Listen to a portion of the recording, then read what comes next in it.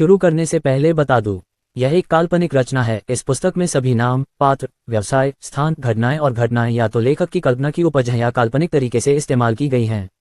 वास्तविक व्यक्तियों, जीवित या मृत, या वास्तविक घटनाओं से कोई भी समानता पूरी तरह से संयोग है। अध्याय 31। कैडिगर की आंखें अभी भी सिकुड़ी हुई थीं और कोई नहीं जानता था कि वह क्या सोच रहा था। बगल में बैठा युवा किमियागर अपनी आंखें चौड़ी करके आरव मेहरा को अविश्वास से देख रहा था और सोच रहा था, कोई ऐसा अवसर कैसे मना कर सकता है, वह पागल है।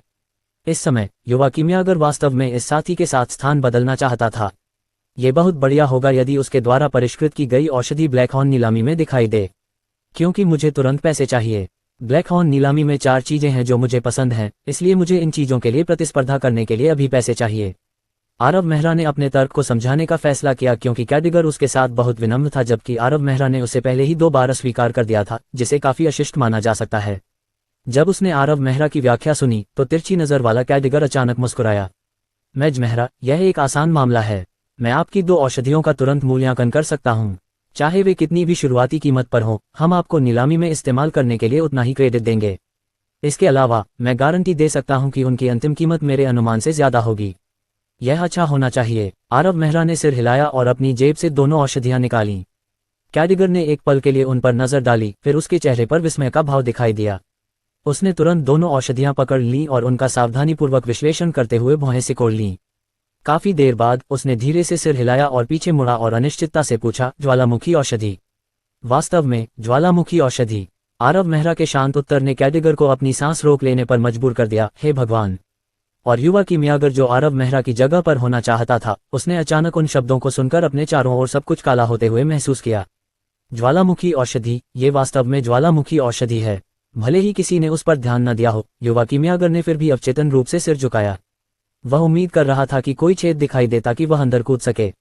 यह अफवाह वाली ज्वालामुखी औषधि थी जो किसी के मन को ज्वालामुखी की तरह फटने पर मजबूर कर सकती थी और एक महान जादूगर को उच्च जादूगर की सीमा को तोड़ने दे सकती थी। यह उसके सामने प्रकट हुई थी और उसने इसका मूल्य केवल 300 सोने के सिक्कों पर लगाया था और इसे कचरा समझ लिया था। वह औषधि एक महान किमियागर की निशानी थी। ज्वालामुखी औषधि को मिश्रित करने में सक्षम होने का मतलब था कि कोई निश्चित रूप से महान किमियागरों की श्रेणी में प्रवेश करने के योग्य था। ये युवा जादूगर, वह एक महान किमियागर है। कोई ऐसा व्यक्ति जो कैडिगर और थोरपे के साथ कंधे से कंधा मिलाकर खड़ा हो सकता है। युवा किमियागर को विश्वास नहीं हो रहा था। उसने एक महान किमियागर को नाराज कर दिया था और वह भी केवल 20 साल का। ये औषधि, इसके विपरीत कैडिगर बहुत शांत था। शुरुआती आश्चर्य के बाद वह पहले से ही ठीक हो गया था और दूसरे औषधि को संदिग्ध रूप से देख रहा था। क्षमा करें, यह मेरी उम्र के कारण हो सकता है, लेकिन मैं दूसरे औषधि को पहचान नहीं सकता। यह एक भूत औषधि है। आरव मेहरा मुस्कुराया। उद्धरण चिन्ह ... उद्धरण चिन्ह। इस बार कैडिगर चुपचाप स्तब्ध था। यदि ज्वालामुखी औषधि का मिश्रण एक महान किमियागर की निशानी थी, तो भूत औषधि एक शिखर महान किमियागर की निशानी थी। ये वह औषधि थी जिसके लिए मास्टर रैंक के सबसे करीब कौशल की आवश्यकता थी। एक महान किमियागर के लिए भूत औषधि को परिष्कृत करने में सक्षम होने का मतलब था कि वह पहले से ही पोषण के शिखर पर पहुंच चुका था। जब तक उसके पास पर्याप्त अनुभव और समय था, वह किसी भी समय मास्टर स्तर में प्रवेश करने में सक्षम होगा। कैडिगर ने दर्जनों वर्षों तक पोषण का अध्ययन किया था और अब वह महान किमियागर क्षेत्र में फंस गया था। उसे नहीं पता था कि मास्टर लेवल तक पहुंचने में उसे कितना समय लगेगा। मास्टर विल्हेम भी इस युवा जादूगर की अंतहीन प्रशंसा कर रहे थे, भले ही उन्हें नहीं पता था कि उस समय किमियागर वास्तव में कौन था। जब कैडिगर ने उसे ज्वालामुखी औषधि पेश करते देखा था, तो उसने सोचा था कि यह निश्चित रूप से इस युवा किमियागर की उपलब्धियों का शिखर है। वह कभी अनुमान नहीं लगा सकता था कि दूसरी औषधि वास्तव में मास्टर स्तर के सबसे करीब थी, भूत औषधि। मूल रूप से कैडिगर ने बहुत सारी तैयारियां की थीं। इन 2 औषधियों का मूल्यांकन कैसे किया जाए, दूसरे पक्ष को ब्लैक हॉर्न नीलामी घर के साथ सहयोग करने के लिए कैसे राजी किया जाए, इस युवा जादूगर को असीम भविष्य का लालच कैसे दिया जाए, इत्यादि। लेकिन जब कैडिगर को एहसास हुआ कि यह एक भूत औषधि है, तो उसे पता चला कि उसकी सारी तैयारियां बेकार थीं। हाँ, बिल्कुल बेकार। एक महान किमियागर को लुभाना जो कभी भी मास्टर बन सकता है। भले ही कैडिगर बेशर्म था, लेकिन वह कुछ नहीं कह सकता था।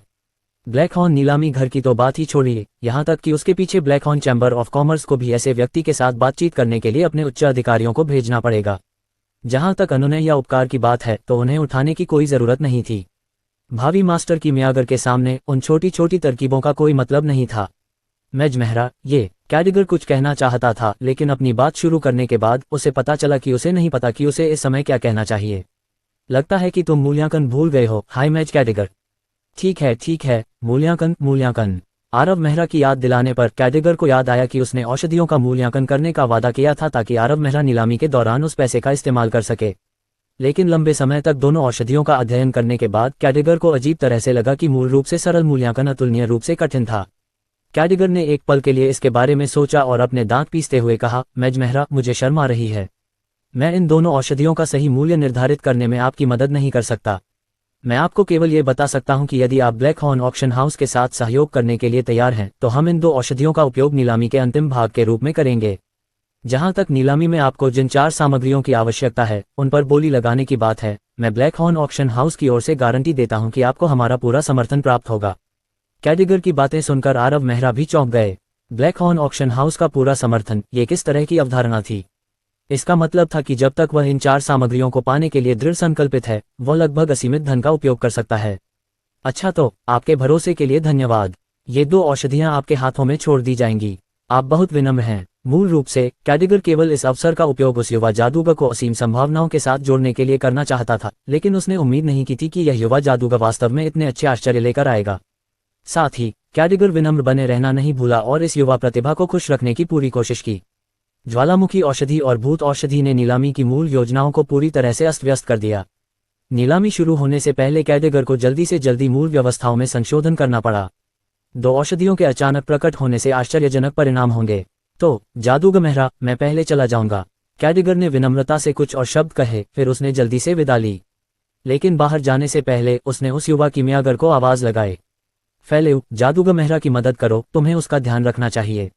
अगर तुम जादूगर मेहरा को संतुष्ट रखने में लापरवाही करते हो तो तुम अपना सामान पैक कर सकते हो और ओकलैंड वापस जा सकते हो।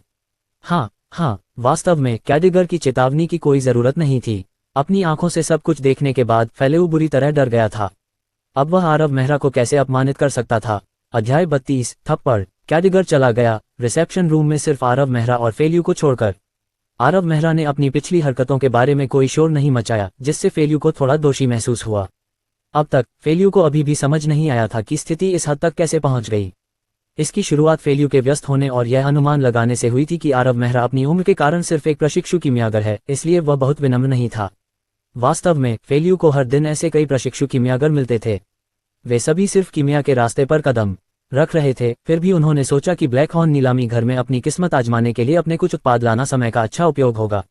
अधिकांश समय फेल्यू उन्हें अपनी चीजें पीछे छोड़ने के लिए कहता था और अपनी चीजें बिकने के बाद उन्हें पैसे लेने के लिए वापस आने के लिए कहता था। जो नहीं बिकते उन्हें एक कोने में डाल दिया जाता। अगर कोई उन्हें वापस लेना चाहता तो उन्हें वहीं ढूंढना पड़ता। ये थोड़ा अनुचित लग सकता है, लेकिन वह सबसे आम मामले को सबसे कुशल तरीके से संभाल रहा था। लेकिन ब्लैक हॉर्न ऑक्शन हाउस इतना बड़ा था और हर दिन इतने सारे सौदे हो रहे थे कि कोई भी फेल्यू की हरकतों पर ध्यान नहीं देता था। और वे प्रशिक्षु कीमियागर ज्यादातर अपनी किस्मत आजमाने के लिए यहाँ आते थे, इसलिए अगर यह नहीं बिका तो नहीं बिका। इसके लिए फेल्यू को नाराज करना उचित नहीं था। इस प्रकार इतने सालों तक फेल्यू को इससे कभी कोई परेशानी नहीं हुई। लेकिन इस बार उसकी किस्मत ने उसका साथ नहीं दिया। ऐसा लग रहा था जैसे वह आज सुबह बिस्तर से गलत तरफ उठ गया हो। किसने सोचा होगा कि एक 20 वर्षीय जादूगर कैडिगर को डरा देगा, जो यह मान लेगा कि उसने जो 2 औषधियां निकाली थी वे ज्वालामुखी औषधि और भूत औषधि थीं। कौन विश्वास कर सकता है कि वैसे भी इस समय तक वह इस पर विश्वास किए बिना नहीं रह सकता था। जब उसने जाने से पहले कैडिगर की चेतावनी के बारे में सोचा तो फेल्यू को लगा कि उसके पैर कमजोर पड़ गए हैं। अगर उसने मेज मेहरा की अच्छी तरह से देखभाल नहीं की तो उसे अपना सामान समेटकर ओकलैंड वापस लौटना होगा। लेकिन उसके पिछले काम सिर्फ उसे नजरअंदाज करने से कहीं आगे निकल गए थे। एक बार जब उसके पिछले व्यवहार का जिक्र कैडिगर से किया जाता तो वह वाकई खत्म हो जाता। उसकी नौकरी, उसका भविष्य, सब कुछ खत्म हो जाता। फेल्यू ने इस बारे में सोचा और डर के मारे पीला पड़ गया। लेकिन फेल्यू वाकई इतनी कम उम्र में अल्केमिस्ट बनने में सक्षम था और उसके पास ब्लैक हॉर्न ऑक्शन हाउस जैसी जगह पर काम करने की योग्यता थी। ये निश्चित रूप से सिर्फ किस्मत की वजह से नहीं था। स्थिति कितनी खराब थी ये जानते हुए युवा अल्केमिस्ट ने तुरंत अपने होंठ काटे और अचानक आरव मेहरा के पैरों के नीचे गिर पड़ा। मेज मेहरा, मैंने एक गलती की, एक बहुत बड़ी गलती। मैं आपकी महानता को पहचानने में विफल रहा। आरव मेहरा स्तब्ध रह गया और उसका जबड़ा लगभग खुला रह गया। ये कैसा दृश्य है? मेज मेहरा, मुझे विश्वास है कि आप एक उदार व्यक्ति हैं, कृपया मुझे जाने दें। मैं वास्तव में इस नौकरी को खोने का जोखिम नहीं उठा सकता। फेल्यू ने पूरी ताकत लगा दी। वह अपना सम्मान खो सकता था, लेकिन वह निश्चित रूप से इस नौकरी को नहीं खो सकता था। इसके अलावा इस महान कीमियागर के अलावा कोई भी उसकी दयनीय स्थिति को नहीं देख सकता था। और फेल्यू ने सोचा कि अगर कोई और देख भी लेता है तो वह बस इतना कह सकता है कि वह भविष्य के मास्टर की म्यागर से नरमी की गुहार लगा रहा है और उन्हें शायद कभी किसी से बातचीत करने का अवसर भी नहीं मिलेगा। उद्धरण चिन्ह उद्धरण चिन्ह। आरव मेहरा लंबे समय तक हैरान रहा। ये कहना निश्चित रूप से झूठ होगा कि आरव मेहरा के मन में इस साथी के बारे में कुछ विचार नहीं थे। वह कैडिगर के जाने के बाद चुप रहा था, ये देखने के लिए कि यह युवा की म्यागर क्या कहता है। लेकिन आरव मेहरा ने अनुमान लगाया था कि क्या होगा, लेकिन यह नहीं कि यह इस हद तक होगा। वह युवा की म्यागर वास्तव में झुक रहा था, लेकिन जिस तरह से वह झुक रहा था वह वास्तव में अपरंपरागत था। 20 साल का एक किमियागर रोते हुए अपनी जान को गले लगा रहा था। क्या वह किसी नाटक के दृश्य को फिर से दोहराने की कोशिश कर रहा था? आरव मेहरा ने एक गहरी सांस ली और अपनी सबसे शांत आवाज में कहा, पहले खड़े हो जाओ। फेलो बेशर्मी से चिल्लाया, नहीं जादूगर मेहरा, अगर आप मुझे उतरने नहीं देंगे तो मैं नहीं उठूंगा, नहीं उठूंगा, नहीं उठूंगा। फेलो कांप उठा। चलिए, आपको इतना दयनीय व्यवहार करने की जरूरत नहीं है। क्या कैडिगर ने आपको मेरा ख्याल रखने और नीलामी देखने के लिए मुझे ले जाने के लिए नहीं कहा था? नहीं, मैं नहीं कर सकता। फेल्यू ने बोलना शुरू किया, लेकिन आरव मेहरा के हाव भाव को देखने के बाद, जो बहुत नाराज या नाराज नहीं लग रहा था, उसने तुरंत समझाया, यह ऐसा है मेज मेहरा, ब्लैक हॉर्न नीलामी केवल जनता के लिए आधी अधूरी खुली है। केवल वीआईपी जिन्हें निमंत्रण मिला है वे सीधे भाग ले सकते हैं। आरव मेहरा ये सुनकर स्तब्ध रह गए। ब्लैक हॉर्न नीलामी में ऐसी कोई बात थी? आरव मेहरा की बात पूरी होने से पहले ही फेल्यू ने एक चापलूसी भरी मुस्कान के साथ कहा, लेकिन इससे कोई फर्क नहीं पड़ता मेज मेहरा। आप हाई मेज कैडिगर के मेहमान हैं, ये ब्लैक हॉर्न नीलामी घर के वीआईपी होने के बराबर है। मैं तुम्हें औपचारिकताओं से निपटने के लिए ले जाऊंगा और तुम उनसे निपटने के बाद नीलामी में भाग ले सकते हो। बुरा नहीं। रिसेप्शन रूम से बाहर निकलने के बाद फेल्यू ने जल्दी से आरव मेहरा की मदद की, जिसकी उसे जरूरत थी। उस दौरान आरव मेहरा को युवा अल्केमिस्ट के बारे में पूरी तरह से नई समझ मिली। उसे यह स्वीकार करना पड़ा कि यह युवा अल्केमिस्ट वास्तव में सक्षम था। वह मामलों को जल्दी और कुशलता से संभालने में सक्षम था और वह समस्याओं को सुलझाने के लिए दूसरों की प्रतिष्ठा का उपयोग करने में शिखर पर पहुंच गया था। आरव मेहरा को लालफीताशाही से बाहर निकलने में मदद करने के लिए उसने कैडिगर के नाम पर भरोसा किया। किसी मूर्ख से मिलते समय फेल्यू बस कैडिगर चाल का इस्तेमाल करता, यह मुख्य मूल्यांकनकर्ता का अतिथि है, आप क्या कर रहे हैं? आप यह नहीं करना चाहते। मुख्य मूल्यांकनकर्ता के अतिथि के लिए कौन मुश्किलें खड़ी करेगा? इस तरह वे आवश्यक प्रक्रियाओं से आसानी से गुजर पाए और आधे घंटे के भीतर फेल्यू ने आरव मेहरा को एक शानदार निजी कमरे में निमंत्रण पत्र ला कर दिया। यह नीलामी घर के सबसे अच्छे कमरों में से एक था और ऐसे कुल 7 कमरे ही थे। अतीत में उन्हें प्रत्येक प्रमुख बल के नेता के लिए अलग रखा गया था। राज्य के पूर्वी हिस्से की शीर्ष शक्तियों के पास ही अपनी सीट हो सकती थी। 1000 सल सिटी में केवल सेज टॉवर के सोलोमन और twin moons chamber of commerce के मोंची को ही 7 निजी कमरों में से एक मिल पाया था। वाइपर नेस्ट के सोसू जैसे व्यक्ति केवल बाहरी मंजिल पर बैठ सकते थे। औपचारिकताओं से निपटने के बाद दोनों नीलामी स्थल पर पहुंचे, ब्लैक हॉर्न नीलामी घर की पूरी ऊपरी मंजिल। यह एक विशाल जगह थी जिसमें 1000 लोग बैठ सकते थे। जब दोनों पहुंचे तो उन्होंने बड़े क्षेत्र में कई महत्वपूर्ण मेहमानों को बैठे देखा। कैडिगर ने अभी अभी कहा था कि ब्लैक हॉर्न नीलामी पूरे राज्य के पूर्वी हिस्से में एक बहुत बड़ी घटना थी और ये खाली शब्द नहीं थे।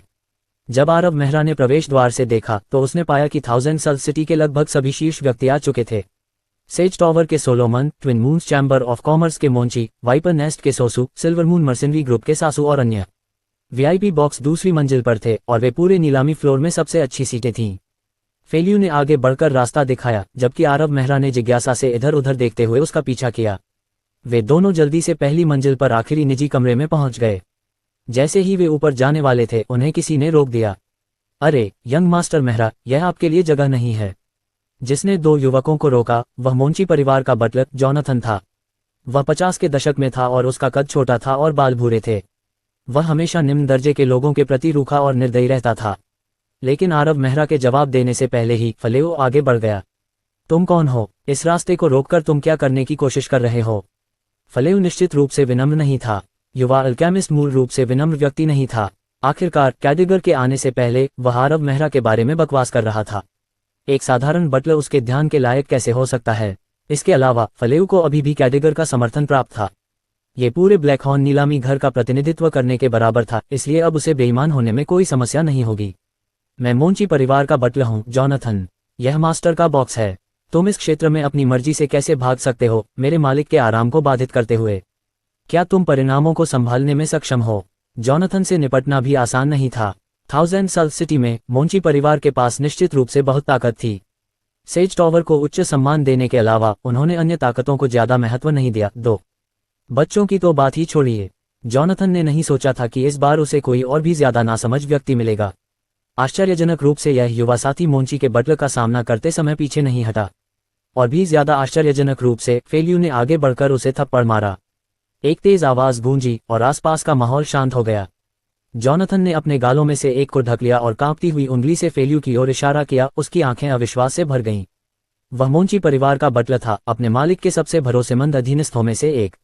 यहाँ तक कि हजारों पाल शहर में प्रत्येक प्रमुख बल के नेता भी उसके प्रति विनम्र थे। क्या ये बच्चा पागल हो गया है? यो, तुमने मुझे थप्पड़ मारने की हिम्मत की, उसने जबरन कहा, जबकि वह फेल्यू को घबराहट में देख रहा था। मैं हिम्मत क्यों नहीं करूंगा?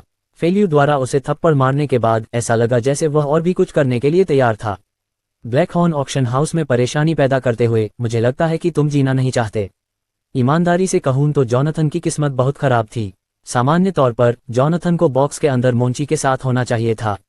मोंची परिवार के भरोसेमंद बटलर के रूप में उसे निश्चित रूप से बॉक्स के बाहर गार्ड के रूप में खड़े होने की जरूरत नहीं थी।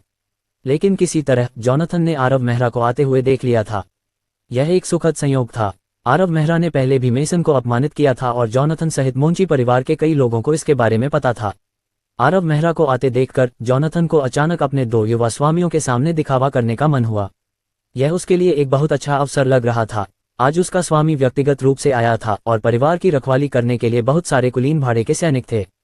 भले ही वह राजीव मेहरा बहुत साहसी था, फिर भी वह यहाँ परेशानी खड़ी करने की हिम्मत कैसे कर सकता था? जब तक राजीव मेहरा ने जवाबी कार्रवाई करने की हिम्मत नहीं की, तब तक वह उसे अपमानित करने और यंग मास्टर मेसन को उससे बदला लेने में मदद करने में सक्षम होगा, और बाद में यंग मास्टर मेसन निश्चित रूप से उसके साथ अच्छा व्यवहार करेगा। वह खुद मोंची के सामने उसकी तारीफ भी कर सकता है। लेकिन आखिरकार जॉनथन के लिए चीजें वैसी नहीं हुई जैसी उन्होंने योजना बनाई थी। अध्याय 33। आरव मेहरा ने वास्तव में कुछ नहीं किया, क्योंकि जिसने चाल चली वह था फेल्यू, और उसने कोई सवाल भी नहीं पूछा। उसने जॉनथन को सीधे थप्पड़ मारा। उसे परवाह नहीं थी कि यह बूढ़ा आदमी मोंची परिवार का बटलर था। उसे बस अपने पिछले अपराध का प्रायश्चित करने और भविष्य के मास्टर अल्केमिस्ट के साथ अपने संबंधों को सुधारने की चिंता थी। जब जॉनथन कैडिगर के निर्देश पाकर इस तरह के रवैये के साथ आया, तो फेल्यू एक मामूली बटलर की बात पर कैसे ध्यान दे सकता था? वह सीधे उसके पास गया और उसे थप्पड़ मार दिया।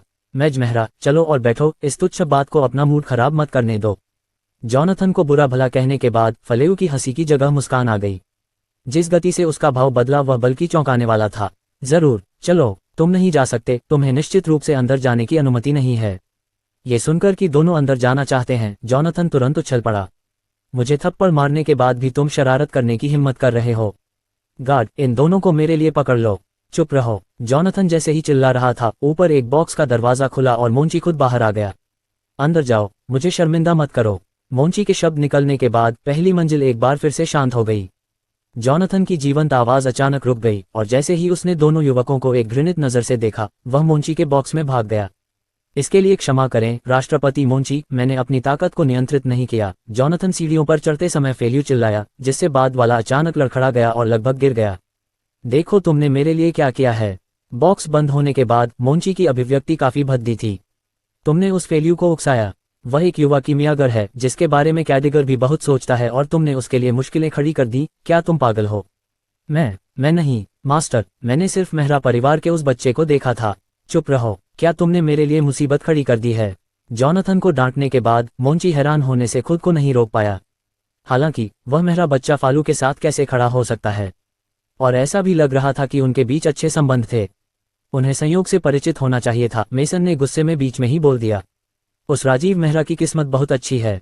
पिछली बार सेज टॉवर में भी ऐसा ही हुआ था। मुझे नहीं पता कि वह सोलन की अच्छी किताबों में कैसे आ गया और मुझे लाइब्रेरी से बाहर निकाल दिया। मोंची कबीले में पैदा होने के कारण मेसन ने जितनी बार सार्वजनिक रूप से हार का सामना किया था, उसकी गिनती उंगलियों पर की जा सकती है। उसे नहीं पता था कि चीजें इस तरह क्यों हुई। सबसे पहले उसे सेज टॉवर की लाइब्रेरी से बाहर निकाल दिया गया, और जब वह गिल्डेड रोज में मुसीबत की तलाश में गया तो उसे कांच की बोतल खाने के लिए मजबूर किया गया। मेसन को ये कैसे ठीक लग सकता था? मेसन गिल्डेड रोज से वापस आने के बाद से ही बदला लेने का मौका तलाश रहा था, लेकिन उसे उम्मीद नहीं थी कि उसके पिता और बड़े भाई ने इस पर चर्चा करने के बाद उसे गिल्डेड रोज में वापस जाने से मना कर दिया होगा। चूंकि आज Aarav Mehra black horn auction house में दिखाई दिया था, इसलिए मेसन ने तुरंत अपना बदला लेने की योजना बनाना शुरू कर दिया। तुम अभी भी सेज टॉवर के मामले का जिक्र करने की हिम्मत करते हो? मोंची ने मेसन को नाखुश होकर देखा, लेकिन उसने अजीब तरह से मेसन के अनुमान को नकारा नहीं। क्योंकि मोंची को खुद लगा कि इन दोनों युवकों की मुलाकात संयोग से होनी चाहिए थी और किसी कारण से, शायद एक ही शौक होने के कारण, वे एक दूसरे से मिल गए। किसी भी मामले में वे मिले थे और एक अनुकूल रिश्ता बना था। अन्यथा फालेऊ राजीव मेहरा की मदद करने के लिए आगे नहीं आता, उसके लिए चुपके से एक विशेष बॉक्स तैयार करना तो दूर की बात है। आखिरकार ये बक्से स्थानीय प्रमुख बलों के नेताओं के लिए अलग रखे गए थे। भले ही इस नीलामी में कुछ ही लोग आए हों, वे दूसरों को खाली पड़े बक्सों का इस्तेमाल करने की अनुमति नहीं देंगे। अगर कैडिगर को पता चल गया तो वह निश्चित रूप से फालेऊ को फटकार लगाएगा और दंडित करेगा। फालेऊ द्वारा ये जोखिम उठाना इस बात का सबूत था कि उनके बीच की दोस्ती काफी मजबूत थी। लेकिन चाहे ये कितनी भी अच्छी क्यों ना हो, ये सिर्फ एक नई दोस्ती थी, इसलिए इसका बहुत बड़ा प्रभाव नहीं होगा। अगर उसका बटलर इसमें शामिल न होता तो मोंची इस मामले के बारे में एक बार भी नहीं सोचता। इस निष्कर्ष पर पहुंचने के बाद मोंची ने इस समस्या को ऐसे ही रहने देने का फैसला किया। उसने जॉनथन से केवल इतना कहा, तुम्हें इतना दयनीय दिखने की जरूरत नहीं है, नीलामी खत्म होने तक इंतजार करो और मैं कैडिगर को ढूंढूंगा। मेरे मोंची परिवार का बटलर ऐसा व्यक्ति नहीं है जिसे मनमाने ढंग से थप्पड़ मारा जा सके। धन्यवाद मास्टर, धन्यवाद। जॉनथन ने तुरंत सिर झुकाया और आभार व्यक्त किया। उसका दिमाग पहले से ही एक साजिश रच रहा था। नीलामी खत्म होने के बाद अगर मास्टर व्यक्तिगत रूप से आगे आते हैं तो कैडिगर शायद ही हस्तक्षेप करेगा। उन दोनों को कैसे अपमानित किया जाना चाहिए। खैर, इस बारे में सोचने के लिए अभी भी बहुत समय है। जॉनथन निश्चित रूप से नहीं जानता था कि पड़ोसी बॉक्स में एक और व्यक्ति भी उसी चीज के बारे में सोच रहा था। वह जॉनथन बहुत साहसी है, उसने जादूगर मेहरा का अपमान करने की हिम्मत की। बस नीलामी खत्म होने तक प्रतीक्षा करें, मैं उसे दिखा दूंगा। जैसे ही फलेऊ ने मुस्कुराते हुए आरव मेहरा को अपनी सीट पर ले जाया, उसने बदकिस्मत बटलर को ध्यान में रखा। फेलो के लिए यह उसके लिए एक अवसर की तरह था। वह चिंतित था कि वह इस भावी मास्टर अल्केमिस्ट के साथ पक्षपात करने के लिए कुछ नहीं कर सकता था, लेकिन फिर जॉनथन अचानक अपने उच्च और शक्तिशाली रवैये के साथ आ गया। इसने वास्तव में फलेऊ को एक पल के लिए समझ में नहीं आया कि क्या कहना है। ये बहुत भाग्यशाली था। इसके अलावा वह कैडिगर की प्रतिष्ठा पर भरोसा करके दबंगई भी दिखा सकता था।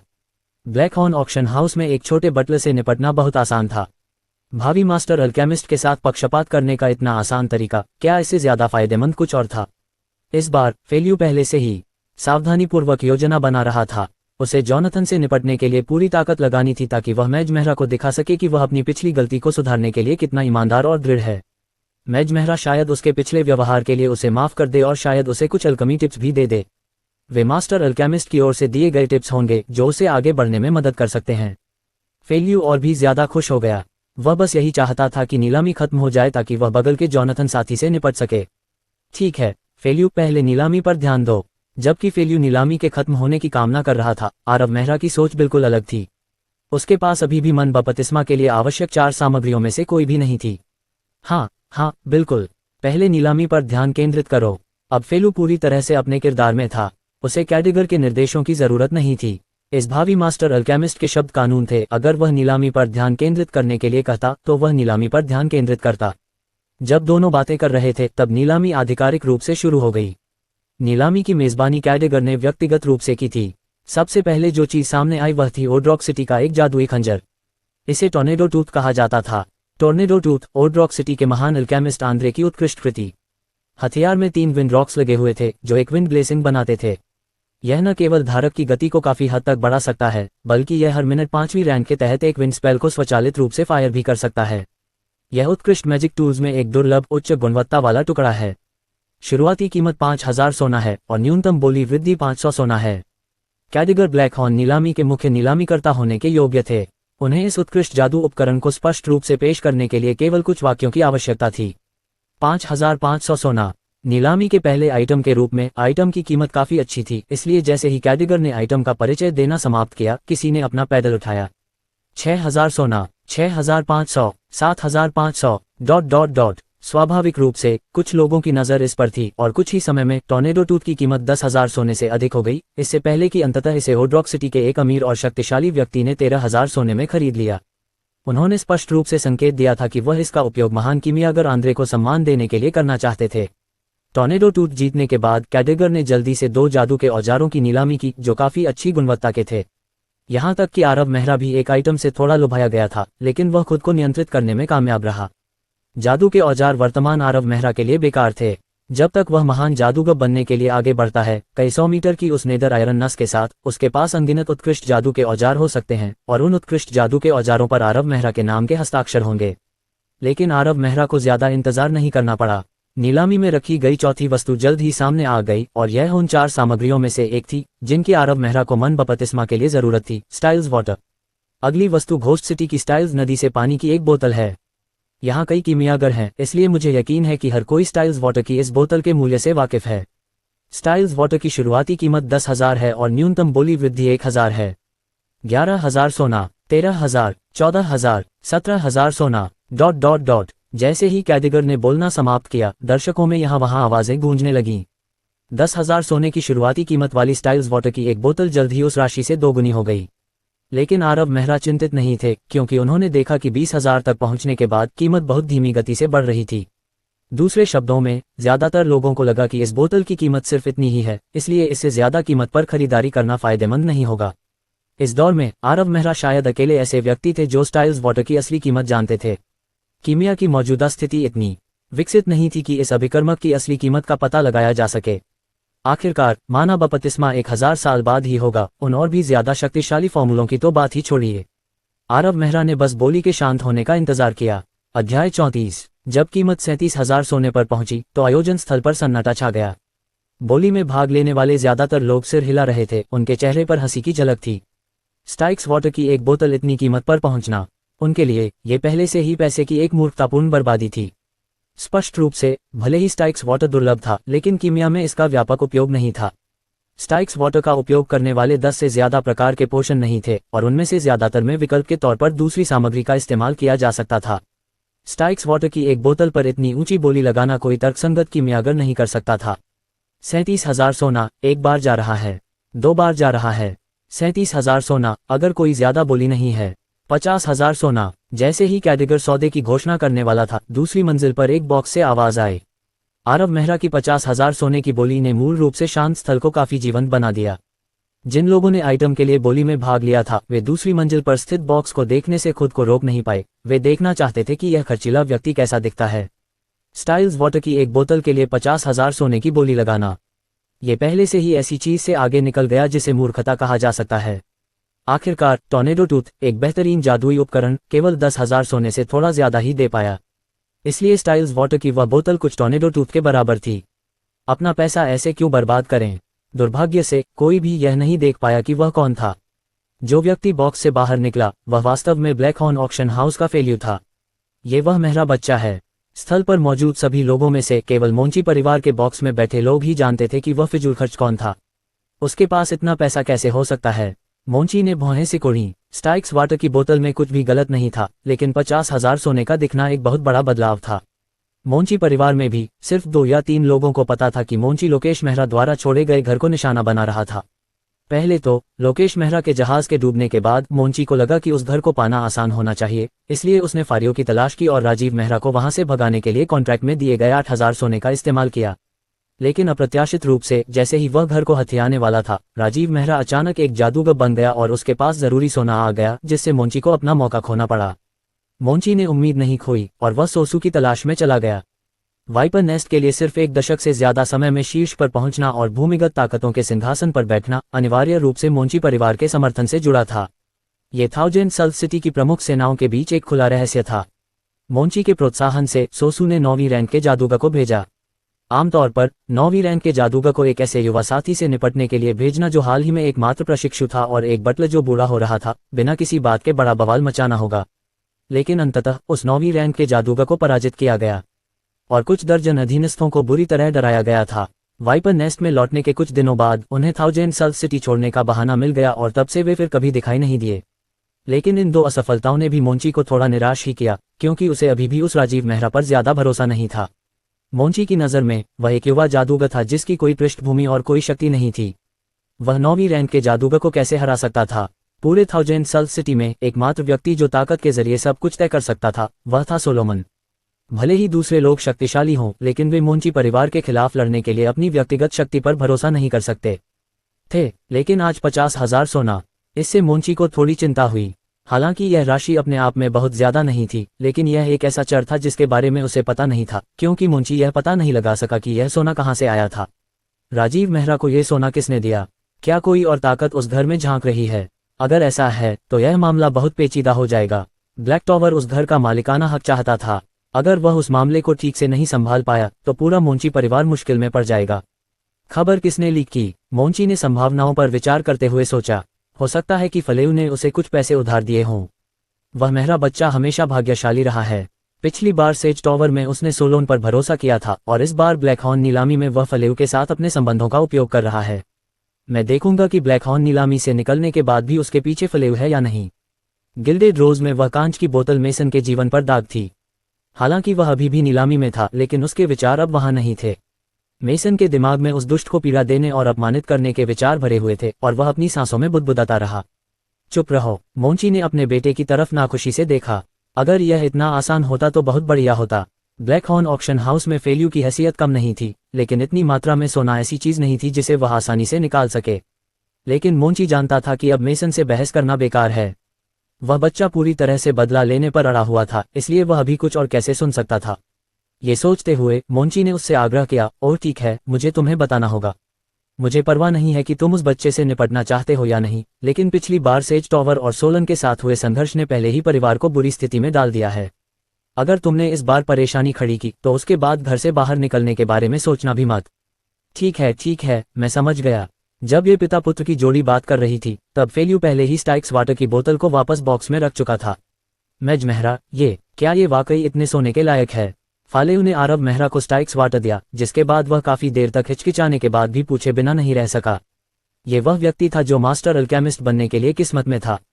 अगर कोई और होता जो स्टाइक्स वाटर की बोतल खरीदने के लिए इतने पैसे खर्च करता तो फालेउ पहले ही उनका मजाक उड़ाता। क्या ये पूरी तरह से बर्बादी नहीं थी? स्टाइक्स वाटर की कीमत इतनी कैसे हो सकती है? यहाँ तक कि नए अल्केमिस्ट भी इस बारे में स्पष्ट होंगे। स्टाइक्स वाटर की एक बोतल खरीदने के लिए 50,000 सोना खर्च करना वास्तव में मूर्खता थी। लेकिन स्टाइक्स वाटर की वह बोतल आरब मेहरा ने खरीदी थी, इसलिए फालेउ ने टिप्पणी करने की हिम्मत नहीं की। भविष्य के मास्टर अल्केमिस्ट के रूप में इस युवक की अंतर्दृष्टि और अनुभव कुछ ऐसा था जिसकी तुलना वह नहीं कर सकता था। यहाँ तक कि कैडिगर भी उस स्तर का नहीं था। उसके लिए स्टाइक्स वाटर की एक बोतल खरीदने का निश्चित रूप से एक कारण था। वह केवल इसलिए नहीं समझ पाया क्योंकि उसके पास पर्याप्त अनुभव और अंतर्दृष्टि नहीं थी। वास्तव में आरब मेहरा ने बोतल का ढक्कन खोला। ये बहुत शुद्ध स्टाइल्स वाटर था, उसकी कल्पना से भी बेहतर। मैजिक एरा के चरम पर ऐसी बोतल को आसानी से 1 दर्जन एबिसल मैजिक डायमंड्स के बदले में बदला जा सकता था। ऐसी कीमती सामग्री के लिए केवल 50,000 सोना चुकाने पर आरब मेहरा इसके बारे में बहुत अच्छा महसूस कर रहा था, और नीलामी घर ने गारंटी दी थी कि वह उसे अपनी पसंद की वस्तुओं के लिए कोई भी कीमत चुकाने देगा। फेल्यू के सवाल का सामना करते हुए उसने कुछ और बातें भी कहीं। नीलामी खत्म होने तक प्रतीक्षा करें और एबिस पोशन को मिलाते समय ट्रोल ब्लड को स्टाइल्स वाटर से बदलने की कोशिश करें, इससे गुणवत्ता बढ़नी चाहिए। धन्यवाद जादूगर मेहरा, बहुत बहुत धन्यवाद। फेल्यू के चेहरे पर एक सुखद भाव आने से पहले ही वह जम गया। यह आ गया भविष्य के मास्टर की मियागर की सलाह। मैं गलत नहीं था जब तक मैं अपनी गलती स्वीकार करता हूं और दिखाता हूं कि मैं पूरी तरह से ईमानदार हूं। इतने बड़े कद का कोई व्यक्ति मुझसे कोई शिकायत नहीं रखेगा। और न केवल उसने मेरे पिछले अपमानों के बारे में बात को जाने दिया, बल्कि उसने मुझे एक संकेत भी दिया। ये भविष्य के मास्टर अल्केमिस्ट का संकेत था। ये सोचकर फेल्यू इतना उत्साहित हो गया कि उसे समझ में नहीं आया कि क्या कहे। वह बार बार हैरान होते हुए भी अपना धन्यवाद व्यक्त करता रहा। कुछ देर बाद उसने अपनी जेब से कागज का एक टुकड़ा निकाला और जादूगर मेहरा के सुझाव को दर्ज कर लिया। आरब मेहरा ने अपना ध्यान फिर से नीलामी पर केंद्रित करने से पहले मुस्कुराया। जहां तक फालू की लिखावट की बात है, आरब मेहरा को इसे देखने की जरूरत नहीं थी। वास्तव में एबिस पोशन को मिलाते समय ट्रोल ब्लड की जगह स्टाइल्स वाटर का इस्तेमाल करने से इसकी गुणवत्ता में सिर्फ थोड़ा सुधार नहीं आएगा, इससे गुणवत्ता में कई गुना वृद्धि होगी, जिससे एबिस पोशन में गुणात्मक बदलाव आएगा। इसके अलावा ये स्टाइल्स वाटर का सिर्फ सतही इस्तेमाल था। स्टाइल्स वाटर का असली मूल्य 50,000 सोने से कहीं ज्यादा था। आरब मेहरा ने अनुमान लगाया कि अगर वह इसे संयम से इस्तेमाल करता है तो स्टाइल्स वाटर की वह बोतल घोस्ट पोशन के बराबर 10 पोशन बनाने के लिए पर्याप्त होगी, जब वह मैना बैप्टिज्म के लिए अपनी जरूरत के हिसाब से इसका इस्तेमाल करेगा। नीलामी अभी भी जारी थी और हालांकि आरब मेहरा के इस बेतहाशा खर्च की वजह से कुछ गर्मागर्म बहसें हुई, लेकिन ज्यादातर लोगों ने इसे सिर्फ एक मजाकिया विषय माना, और एक बार जब वे इस पर मजाक करना बंद कर देते तो वे इसे अपने दिमाग से निकाल देते। आखिरकार जो लोग स्टाइक्स वाटर की नीलामी में भाग ले रहे थे वे इसे किसी भी कीमत पर प्राप्त करने की योजना नहीं बना रहे थे। यह अच्छा होगा यदि वे इसे कम कीमत पर प्राप्त कर सकें, लेकिन इसे न प्राप्त करने से नुकसान नहीं होगा। मुफ्त में एक मजेदार चुटकुला प्राप्त करना भी अच्छा था। इसके बाद 2 और वस्तुओं की नीलामी की गई और कैडिगर की देखरेख में नीलामी में वे अच्छी कीमत पर बिकी। नीलामी की गई अगली वस्तु एक बुरी तरह से क्षतिग्रस्त मंत्र है। कैडिगर के परिचय ने कई लोगों को हैरान कर दिया। जादू इतने सालों से विकसित हुआ था, मंत्रों की विरासत पहले से ही पूरी तरह से परिष्कृत हो चुकी थी, इसलिए बहुत कम ही कोई बुरी तरह से क्षतिग्रस्त मंत्र होगा। और अगर कोई मंत्र वास्तव में इतना बुरी तरह से क्षतिग्रस्त हो गया था तो मंत्र का मूल्य शून्य होगा, भले ही उसमें चौंकाने वाली शक्ति हो। जब तक एक चरित्र की कमी थी, इसका मतलब था कि मंत्र पहले से ही एक कबाड़ का टुकड़ा था। चाहे कोई जादूगर कितना भी शक्तिशाली क्यों न हो, कोई भी व्यक्ति मंत्र डालने के लिए अधूरे मंत्र का उपयोग नहीं कर सकता। उचित मंत्र की शक्ति को पुनः उत्पन्न करना तो दूर की बात है। तो कैडिगर ने ये बुरी तरह क्षतिग्रस्त मंत्र क्यों निकाला?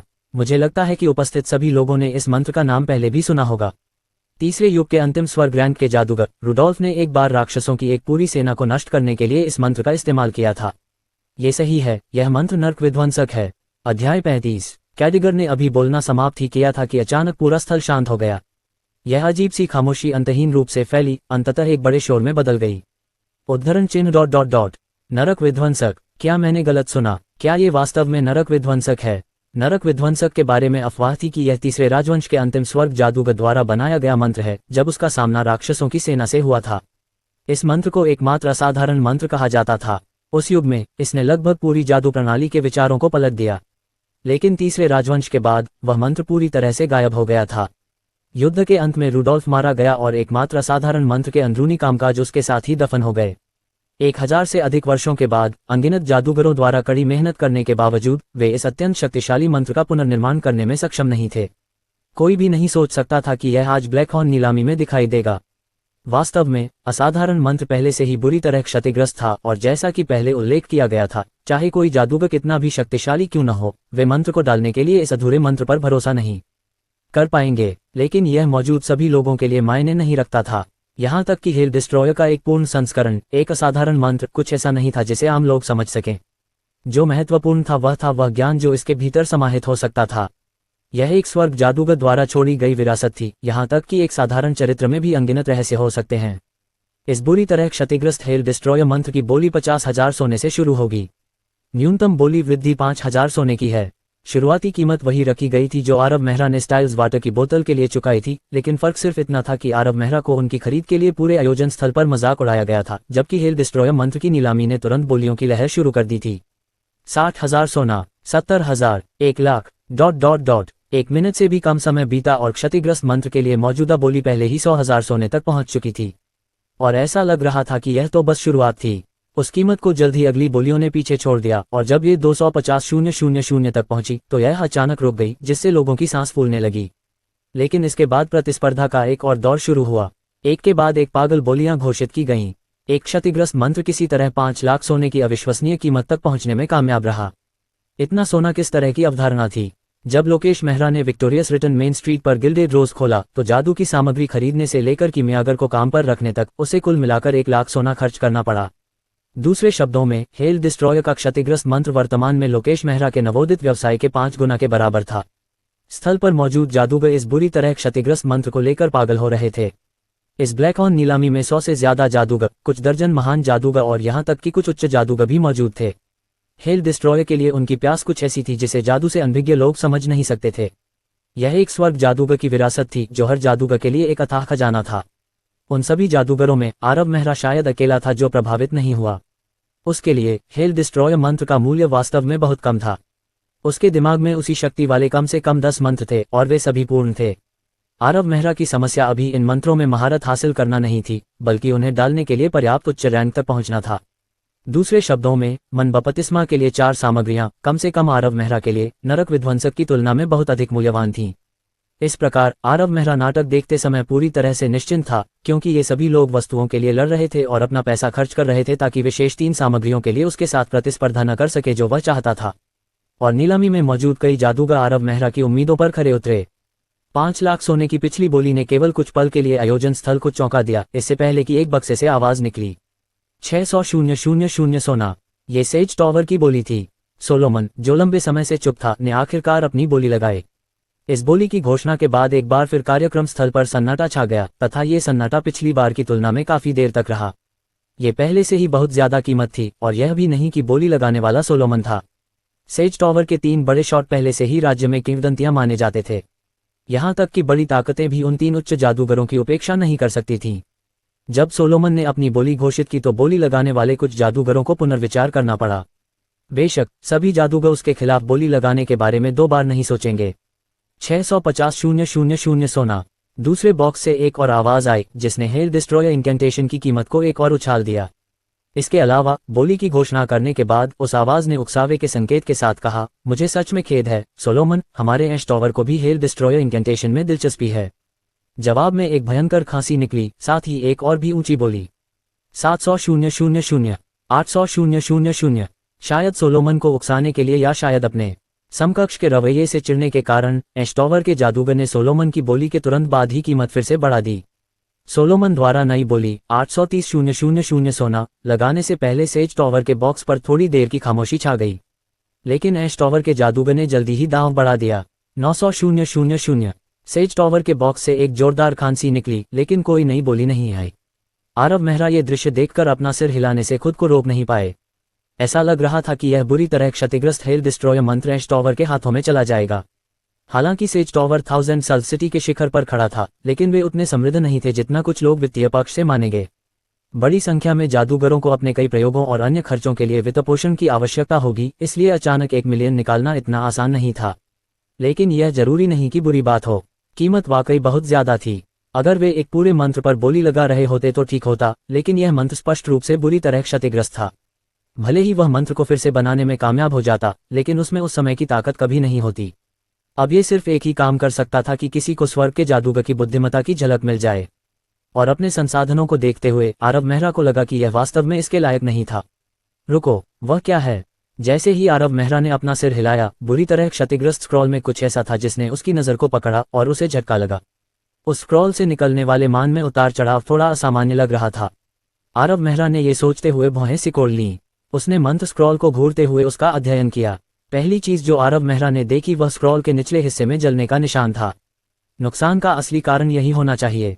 उसी समय आरव मेहरा ने देखा कि एक सहस्राब्दी के घिसाव के बाद भी स्क्रॉल पर अक्षर अभी भी अतुलनीय रूप से स्पष्ट थे, बिना किसी धुंधलेपन के।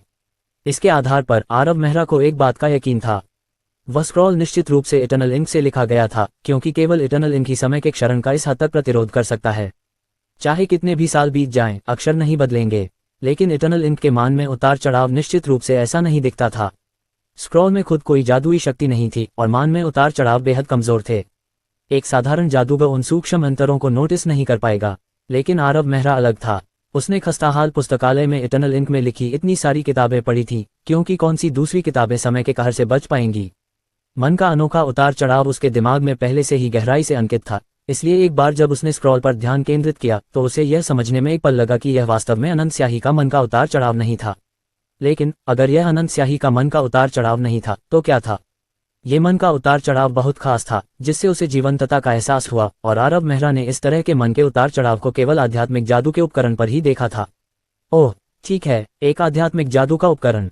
इस बार आरव मेहरा ने इसे नजरअंदाज करने की हिम्मत नहीं की, क्योंकि उसने धीमी आवाज में मंत्रोच्चार किया, गुप्त रूप से डिटेक्ट लाइफ का जादू किया। हाँ, ये सही है। स्क्रॉल के आसपास जीवन की एक हल्की आभा थी। हालांकि यह थोड़ी कमजोर थी, लेकिन उस तरह की जीवंत भावना को किसी ऐसे व्यक्ति से छिपाया नहीं जा सकता था जिसे संदेह था कि यह वहां है। आरव मेहरा को 100% यकीन था कि इस स्क्रॉल में आध्यात्मिक आभा थी, लेकिन यह वास्तव में आध्यात्मिक जादू का उपकरण नहीं था, बल्कि यह एक अफवाह वाली आध्यात्मिक वृद्धि होनी चाहिए। आध्यात्मिक वृद्धि आध्यात्मिक जादू के औजारों के समान थी, क्योंकि दोनों में आध्यात्मिकता थी। लेकिन अंतर यह था कि आध्यात्मिक जादू के औजार की आध्यात्मिकता कीमियागर द्वारा प्रदान की गई थी। इसके निर्माण के दिन से ही ये पहले से ही अंतिम रूप से तैयार, स्थिर और शक्तिशाली था। लेकिन ये बढ़ेगा नहीं। आध्यात्मिक वृद्धि पूरी तरह से अलग थी। इसकी आध्यात्मिकता अकेले मौजूद नहीं हो सकती थी। इसे किसी अन्य जादू के औजार से जुड़ना होगा, और जादू का औजार जितना मजबूत होगा उतनी ही तेजी से बढ़ेगा। नोसेंट के इतिहास में कई प्रसिद्ध आध्यात्मिक वृद्धि हुई थी, और जब वे अपनी सीमा तक बढ़ गए तो उनकी शक्ति एक असाधारण जादू के औजार से कम नहीं थी। अध्याय 36 अपने आप में एक आध्यात्मिक जादू उपकरण आध्यात्मिक वृद्धि से अधिक उपयोगी था, क्योंकि आखिरकार एक आध्यात्मिक जादू उपकरण में एक उच्च जादूगर की लड़ने की शक्ति होती है, जबकि एक आध्यात्मिक वृद्धि को बेकार भी माना जा सकता है यदि इसे किसी जादू उपकरण से नहीं जोड़ा गया हो। लेकिन एक बार जब आध्यात्मिक वृद्धि को पर्याप्त रूप से शक्तिशाली जादू उपकरण में जोड़ दिया जाता है तो यह उलट हो जाता है। विशेष रूप से आध्यात्मिक वृद्धि के पूरी तरह से परिपक्व हो जाने के बाद दोनों की तुलना भी नहीं की जा सकती। यही कारण है कि बिना किसी अंतर्निहित लड़ाई शक्ति वाला आध्यात्मिक वृद्धि अभी भी एक उच्च जादूगर की शक्ति वाले आध्यात्मिक जादू उपकरण से कहीं अधिक मूल्यवान था। जब आरव मेहरा को एहसास हुआ कि उसकी आंखों के सामने की वस्तु वास्तव में एक आध्यात्मिक वृद्धि थी, तो उसके चेहरे पर उत्सुकता छा गई। फेलेउ, उसने थोड़ी देर सोचने के बाद पुकारा। फेलेउ इस समय का उपयोग यह अनुमान लगाने के लिए कर रहा था कि रसातल औषधि का संशोधित सूत्र कैसे काम करेगा। अब तक यह मानते हुए कि उनके विचार वैध थे, परिणामी सुधारों को केवल पागलपन के रूप में वर्णित किया जा सकता है, क्योंकि गुणवत्ता कई गुना बढ़ जाएगी। इस तरह के औषधि को अब रसातल औषधि भी नहीं कहा जा सकता है। इस अविश्वसनीय परिणाम का सामना करते हुए फेल्यू दंग रह गया। वह मेज पर झुक गया और सभी प्रकार के सूत्रों से भरे कागजों को घूरता रहा, उन्हें बार बार जांचता रहा कि कहीं उसने कोई गलती तो नहीं की है। दूसरी जांच, कोई गलती नहीं। तीसरी जांच, कोई गलती नहीं। 9वीं, 10वीं, उसे अभी भी कोई गलती नहीं मिली। दूसरे शब्दों में, उसकी गणना का परिणाम निश्चित रूप से सच होना चाहिए। जिस क्षण उसने उन कागजों को नीचे रखा, फेल्यू को लगा जैसे उसके सामने एक पूरी नई दुनिया का द्वार खुल गया हो। ऐसी महान खुशी कुछ ऐसी थी जिसे केवल एक सच्चा कीमियागर ही समझ सकता था। दिन ब दिन शोध करना, साल दर साल प्रयोग करना, लंबे समय तक अपनी कीमिया में एक और कदम आगे नहीं बढ़ा पाना, जब अचानक वह आखिरी कदम आसानी से पूरा हो जाएगा। अचानक आए इस खुशी ने फलेऊ को भी सोचने पर मजबूर कर दिया कि कहीं वह सपने में तो नहीं है। फलेऊ, आरव मेहरा ने उसे 2 बार पुकारा, लेकिन कोई प्रतिक्रिया नहीं मिली, और इस तरह उसने अधीरता से अपनी आवाज ऊंची कर दी। हाँ हाँ, जादूगर मेहरा, मैं तुम्हारे लिए क्या कर सकता हूँ। जब उसने देखा कि आरव मेहरा उसे ऊंची आवाज में पुकार रहा है, तो फलेऊ अपने सपने से जाग गया और उसने एक बार फिर आरव मेहरा की ओर देखा। उसकी आंखों में बचे हुए डर के अलावा केवल तड़प और पूजा थी। वह ज्ञान और बुद्धि की पूजा की तड़प थी। मेरी ओर से सेज टॉवर बॉक्स में जाओ और हाई मैच सोलोमन को बताओ कि मैं इस हेल डिस्ट्रॉय स्क्रॉल का आधा हिस्सा चुकाने में उसकी मदद कर सकता हूं, और इसे जीतने के बाद सेज टॉवर इसे पहले 1 महीने के लिए अपने पास रख सकता है। उस महीने के दौरान सेज टॉवर स्क्रॉल की नकल कर सकता है और अपनी इच्छानुसार मंत्र का शोध कर सकता है, जब तक कि वे स्क्रॉल को नष्ट न कर दें। और इसे खरीदने के लिए आधी धनराशि देने के लिए मैं इसे उस महीने के बाद स्थायी रूप से अपने पास रख लूंगा। हाँ, मैं इसका ध्यान रखूंगा। अगर यह पहले होता तो फेल्यू अभी भी सवाल करता कि क्या सोलोमन ऐसी अनुचित शर्तों को स्वीकार करेगा। लेकिन एबिस पोशन के संशोधित संस्करण के पीछे के सिद्धांत की जांच करने के बाद फेल्यू ऐसा कुछ बेवकूफ़ी भरा नहीं करेगा। उसे ऐसे प्रतिभाशाली भावी मास्टर अल्केमिस्ट पर सवाल उठाने के लिए पागल होना होगा। फेल्यू के चले जाने के बाद आरव मेहरा खड़ा रहा और मंच पर स्क्रॉल को देखते हुए बोन प्लेन के बारे में सोचता रहा। बेन ने जिस असाधारण बुक ऑफ डेथ का इस्तेमाल किया, वह संभवतः बोन प्लेन से आई थी, क्योंकि बुक ऑफ डेथ जैसा असाधारण जादुई उपकरण केवल उस काले बंजर भूमि जैसी जगह पर ही पैदा हो सकता था, जो मौत से घिरा हुआ था। अगर सब कुछ सुचारू रूप से चला तो उसने उस नीदर आयरन वेन को पकड़ने के बाद बोन प्लेन की गहराई की ओर विस्तार करने की योजना बनाई थी। उस समय flashing gold chamber of commerce को कुछ ताकत हासिल करनी चाहिए थी, जिससे उसे प्लेनर अभियान को व्यवस्थित करने के लिए आवश्यक शक्ति और संसाधन मिल गए होंगे। जब तक उसके पास बोन प्लेन में जीवित रहने की ताकत है, वह अफवाह वाले शॉर्टकट का पता लगाने और मौत की किताब पाने का एक तरीका खोजने में सक्षम होगा जो कभी बैन की थी। मौत की किताब और आध्यात्मिक वृद्धि के साथ एक उच्च जादूगर की तो बात ही छोड़िए, यहाँ तक कि एक महामज को भी अगर उनका विरोध करना पड़े तो पीछे हटना पड़ेगा। जब आरव मेहरा भविष्य की अपनी योजनाओं के बारे में सोच रहा था, तब एक बार फिर बॉक्स का दरवाजा खुला। इस बार फालू के साथ सोलन भी था। जब उसने पाया कि बॉक्स का मालिक वास्तव में आरव मेहरा था, तो सोलन एक पल के लिए स्पष्ट रूप से स्तब्ध रह गया। लेकिन वह जल्दी से मुस्कुराया और अभिवादन किया। मुझे उम्मीद नहीं थी कि यह आप होंगे, जादूगर मेहरा। शिक्षक सोलोमन आपको अपने साथ बैठने के लिए आमंत्रित करना चाहते हैं। क्या आप स्वतंत्र हैं? बेशक, यह मेरा सम्मान होगा। जब उसने देखा कि सोलोन अंदर आ गया है, तो आरव मेहरा मुस्कुरा रहा था, क्योंकि वह जानता था कि आध्यात्मिक वृद्धि संभवतः उसके हाथों में पहले से ही है। जब तीनों का समूह सेज टॉवर बॉक्स में दाखिल हुआ, तो आरव मेहरा ने पाया कि इस बार सेज टॉवर के बड़े 3 में से केवल सोलोमन ही नीलामी में आया था। बूढ़ा आदमी पतला और दुर्बल था। वह बॉक्स के एक कोने में बैठा था। उसका पतला शरीर कुछ मुड़ा हुआ था, क्योंकि वह समय समय पर खांसी के दौरे में फट जाता था। कोई भी इसे कैसे भी देखे, वह एक बूढ़ा आदमी था जिसका एक पैर कब्र में था। अगर उसकी प्रतिष्ठा न होती तो कौन जानता कि यह वह व्यक्ति था जो 20 साल से अधिक समय तक 1000 सल सिटी के शिखर पर खड़ा था और कई ताकतों को रोके रखा था। नमस्ते, हाई मैच सोलोमन। आरव मेहरा ने उसे विनम्रता से अभिवादन किया, लेकिन वह थोड़ा भौहें सिकुड़ने से खुद को नहीं रोक सका। हाई मैच सेज टॉवर द्वारा जनता को बताए जा रहे अनुमान से भी कम स्वस्थ लग रहा था। वह हिंसक खांसी स्पष्ट रूप से मान पतन का संकेत थी, क्योंकि उसकी प्रत्येक खांसी एक अस्थिर मान उतार चढ़ाव को बाहर निकाल रही थी। इस युग में मान पतन का कोई समाधान नहीं था। किसी भी जादूगर के लिए एक बार जब वे मान पतन से पीड़ित होते थे, तो इसका मतलब था कि उनके जीवन के प्रयास समाप्त हो गए थे। सोलोमन के लिए मान पतन के बावजूद एक उच्च जादूगर के रूप में अपनी शक्ति को बनाए रखने में कामयाब होना केवल एक चमत्कार के रूप में वर्णित किया जा सकता है। लेकिन वह चमत्कार शायद समाप्त होने वाला था। आरव मेहरा ने अनुमान लगाया कि यह उच्च जादूगर जिसने 20 साल से अधिक समय तक थाउजेंड सल सिटी को हिलाकर रख दिया था, वह अधिकतम 5 साल ही जीवित रहेगा। उसकी खांसी से आरव मेहरा अनुमान लगा सकता था कि बेरसिर्क मान पहले से ही उसके आंतरिक अंगों को नष्ट कर रहा था। शायद 3 साल, शायद 5 साल, लेकिन यह तय था कि इस शक्तिशाली उच्च जादूगर के पास जीने के लिए ज्यादा समय नहीं था। वास्तव में पिछले कुछ वर्षों में सोलोन को अगला नेता बनाने के लिए उनका तैयार होना पहले से ही एक संकेत था। मैज मेहरा की अंतर्दृष्टि मेरी कल्पना से कहीं बेहतर है। सोलोमन कोने में बैठा था और उसका स्वागत करने के लिए नहीं उठा। यह उसकी उम्र के हिसाब से बिल्कुल सामान्य था, क्योंकि थाउजेंड सल सिटी में उससे बड़े बहुत कम लोग थे। लेकिन जब उसने आरव मेहरा की हल्की भौहें देखी तो उसने समझ में सिर हिलाया, क्योंकि सोलोमन जानता था कि यह युवा जादूगर पहले ही ये देख चुका है। तुम मेरी बहुत तारीफ कर रहे हो, आरव मेहरा ने विनम्रता से उत्तर दिया। सोलोन द्वारा अपनी सीट पर ले जाए जाने पर उसने बहुत ज्यादा विनम्रता से बातचीत नहीं की और वह सीधे मामले के मूल में चला गया। मुझे आश्चर्य है कि क्या हाई मैज सोलोमन ने मेरे प्रस्ताव पर विचार किया है। मेरे 2 सवाल हैं। सोलोमन ने हल्की मुस्कान के साथ आरव मेहरा को देखते हुए अपनी 2 हड्डीदार उंगलियां दिखाईं। सबसे पहले, कई 100,000 सोना कोई छोटी रकम नहीं है। ऐसा लगता है कि वर्तमान flashing gold chamber of commerce इस राशि को देने में सक्षम नहीं है। दूसरा, यदि सेज टॉवर भी आधे का भुगतान करता है तो स्क्रॉल सेज टॉवर के पास क्यों नहीं रह सकता है। आपके पहले प्रश्न का उत्तर देने से पहले मुझे अल्केमिस्ट फेल्यू को आपसे मिलवाना होगा। आरव मेहरा ने फेल्यू को बुलाया और कहा, ब्लैक हॉर्न ऑक्शन हाउस के अल्केमिस्ट फेल्यू, मुझे विश्वास है कि वह आपके पहले प्रश्न का संतोषजनक उत्तर दे सकते हैं। वास्तव में, हाई मैज सोलोमन, मैं गारंटी दे सकता हूं कि इस नीलामी में मैज मेहरा ने ब्लैक हॉर्न ऑक्शन हाउस का पूरा समर्थन प्राप्त किया। वह कोई भी वस्तु जीत सकता है जो वह चाहता है। कैडिगर की अंतर्दृष्टि बहुत अच्छी है। सोलोमन ने यह सुनने के बाद केवल एक मुस्कान के साथ अपना सिर हिलाया, इसके बारे में और पूछताछ नहीं की। आपके दूसरे सवाल के लिए, आरव मेहरा ने यहां रुककर बॉक्स के बाहर देखा, फिर रहस्यमयी ढंग से आगे बढ़ते हुए कहा, मुझे लगता है कि यह मुख्य रूप से इसलिए है क्योंकि आप ऐश टॉवर को मुझसे ज्यादा नापसंद करते हैं। हाँ, इस जवाब ने सोलोमन को बहुत देर तक आरव मेहरा को घूरने पर मजबूर कर दिया, और जब उसने देखा कि आरव मेहरा अडिग है तो बूढ़ा आदमी खड़ा हो गया और अपना मुरझाया हुआ दाहिना हाथ आगे बढ़ाया। उस मामले में, माज मेहरा, मैं हमारे लिए एक सुखद सहयोग की कामना करता हूँ। एक सुखद सहयोग के लिए। आरव मेहरा के सेज टॉवर के साथ एक समझौते पर पहुंचने के बाद नीलामी अचानक अपने चरम पर पहुंच गई। आरव मेहरा की पेशकश सुनने के बाद सोलोमन ने नीलामी को जारी रखने के लिए कुछ अंतराल पर बोलियां लगाना जारी रखा, क्योंकि वह वास्तव में ऐश टॉवर से हारना नहीं चाहता था, भले ही उन्होंने इस तरह की घटिया बोली वृद्धि के लिए उसका उपहास किया हो। सेज टॉवर, ऐश टॉवर, इन 2 प्रमुख ताकतों ने हेल डिस्ट्रॉय मंत्र के लिए लड़ाई लड़ी और बोली एक 300,000 सोने तक पहुंच गई। इस कीमत ने सभी को आश्चर्यचकित कर दिया कि क्या ये दोनों ताकतें पागल हो रही थीं। यह अब तक की सभी नीलामी में सबसे अधिक कीमत थी। बुरी तरह क्षतिग्रस्त मंत्र के लिए इतनी चौंकाने वाली राशि का भुगतान करना, क्या ये वास्तव में इसके लायक था। 1,400,000 सोना। जब सोलोमन ने अचानक कीमत को फिर से 100,000 बढ़ा दिया तो पूरा स्थल सन्नाटे में डूब गया। ऐश टॉवर के बॉक्स से ठंडी खर्राटों के अलावा कोई और बोली नहीं आई। कुछ पल इंतजार करने के बाद कैडिगर ने धीरे से पूछा कि क्या 3 बार कोई उच्च बोली थी, इससे पहले कि बुरी तरह क्षतिग्रस्त मंत्र को सेज टॉवर के हाई मैज सोलोमन को दिया जाता।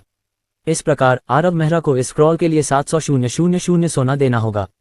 स्क्रॉल को जल्दी से सोलोमन के बक्से में लाया गया और आरव मेहरा ने उस पर नजर डालने के बाद उसे सोलोमन को दे दिया।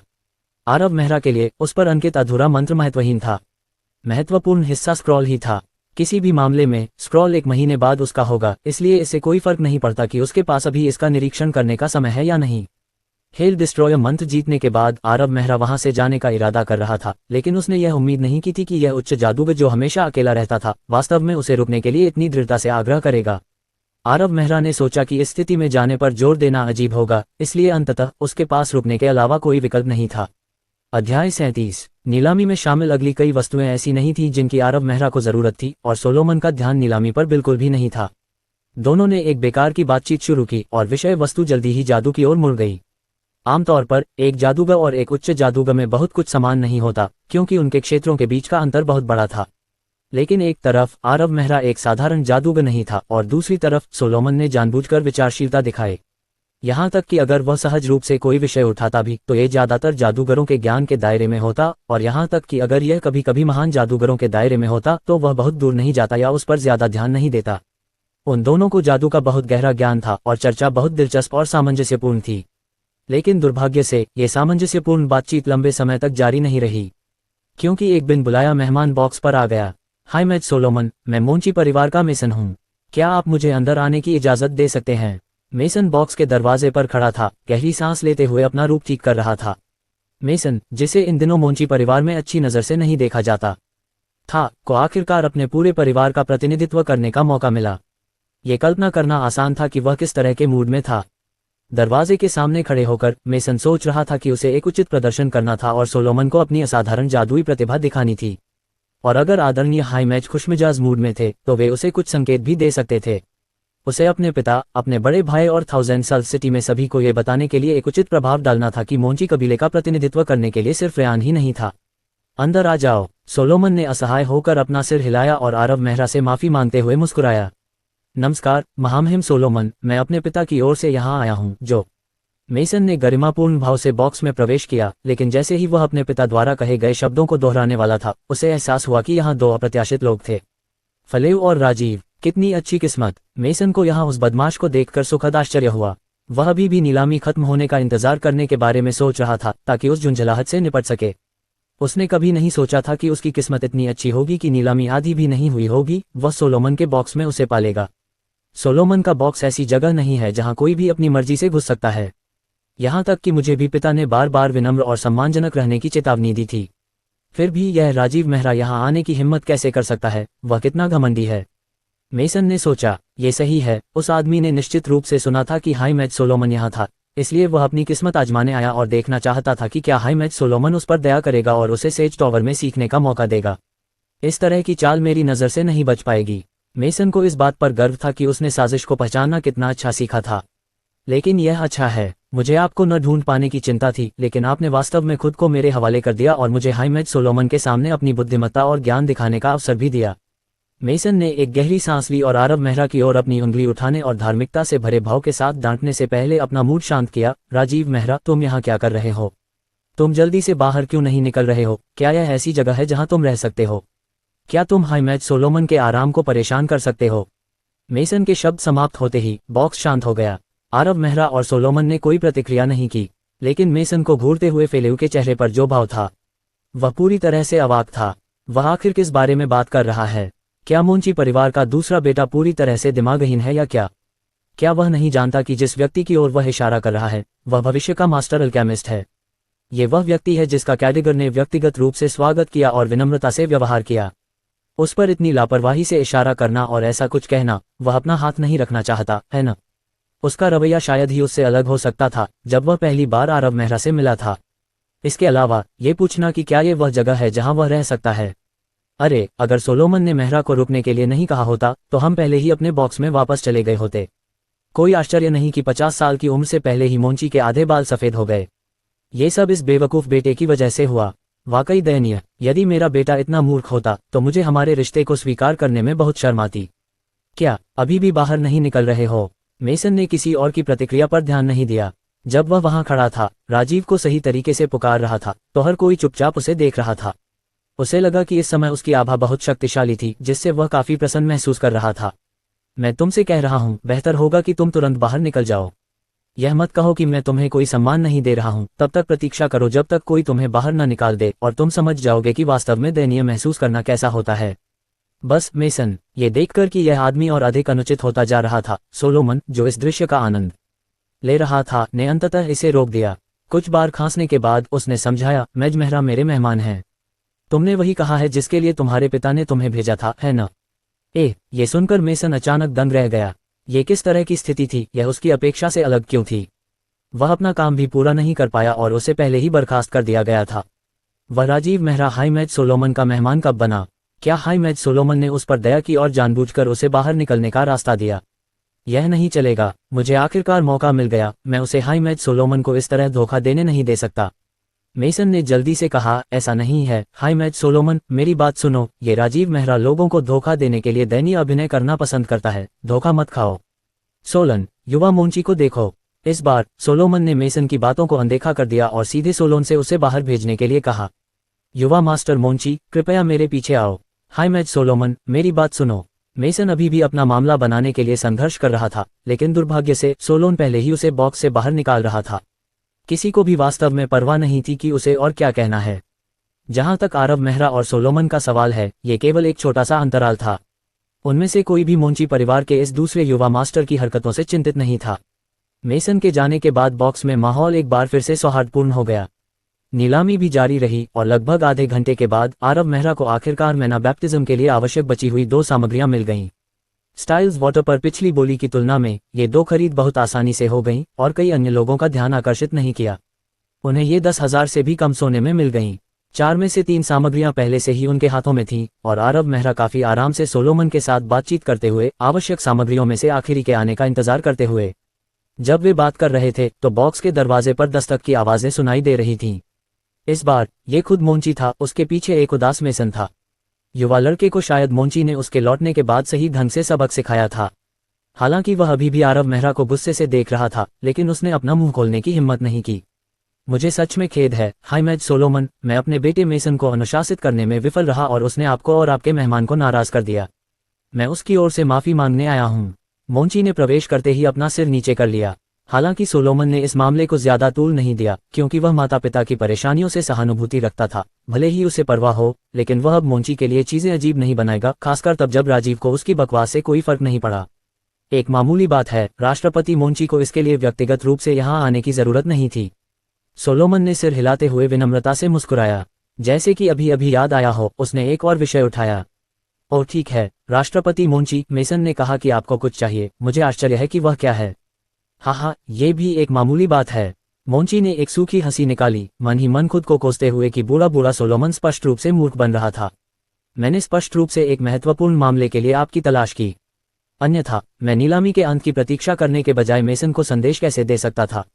लेकिन वह बूढ़ा बूढ़ा अच्छा है, उसने इतने सारे लोगों के सामने मुझसे इसके बारे में पूछा।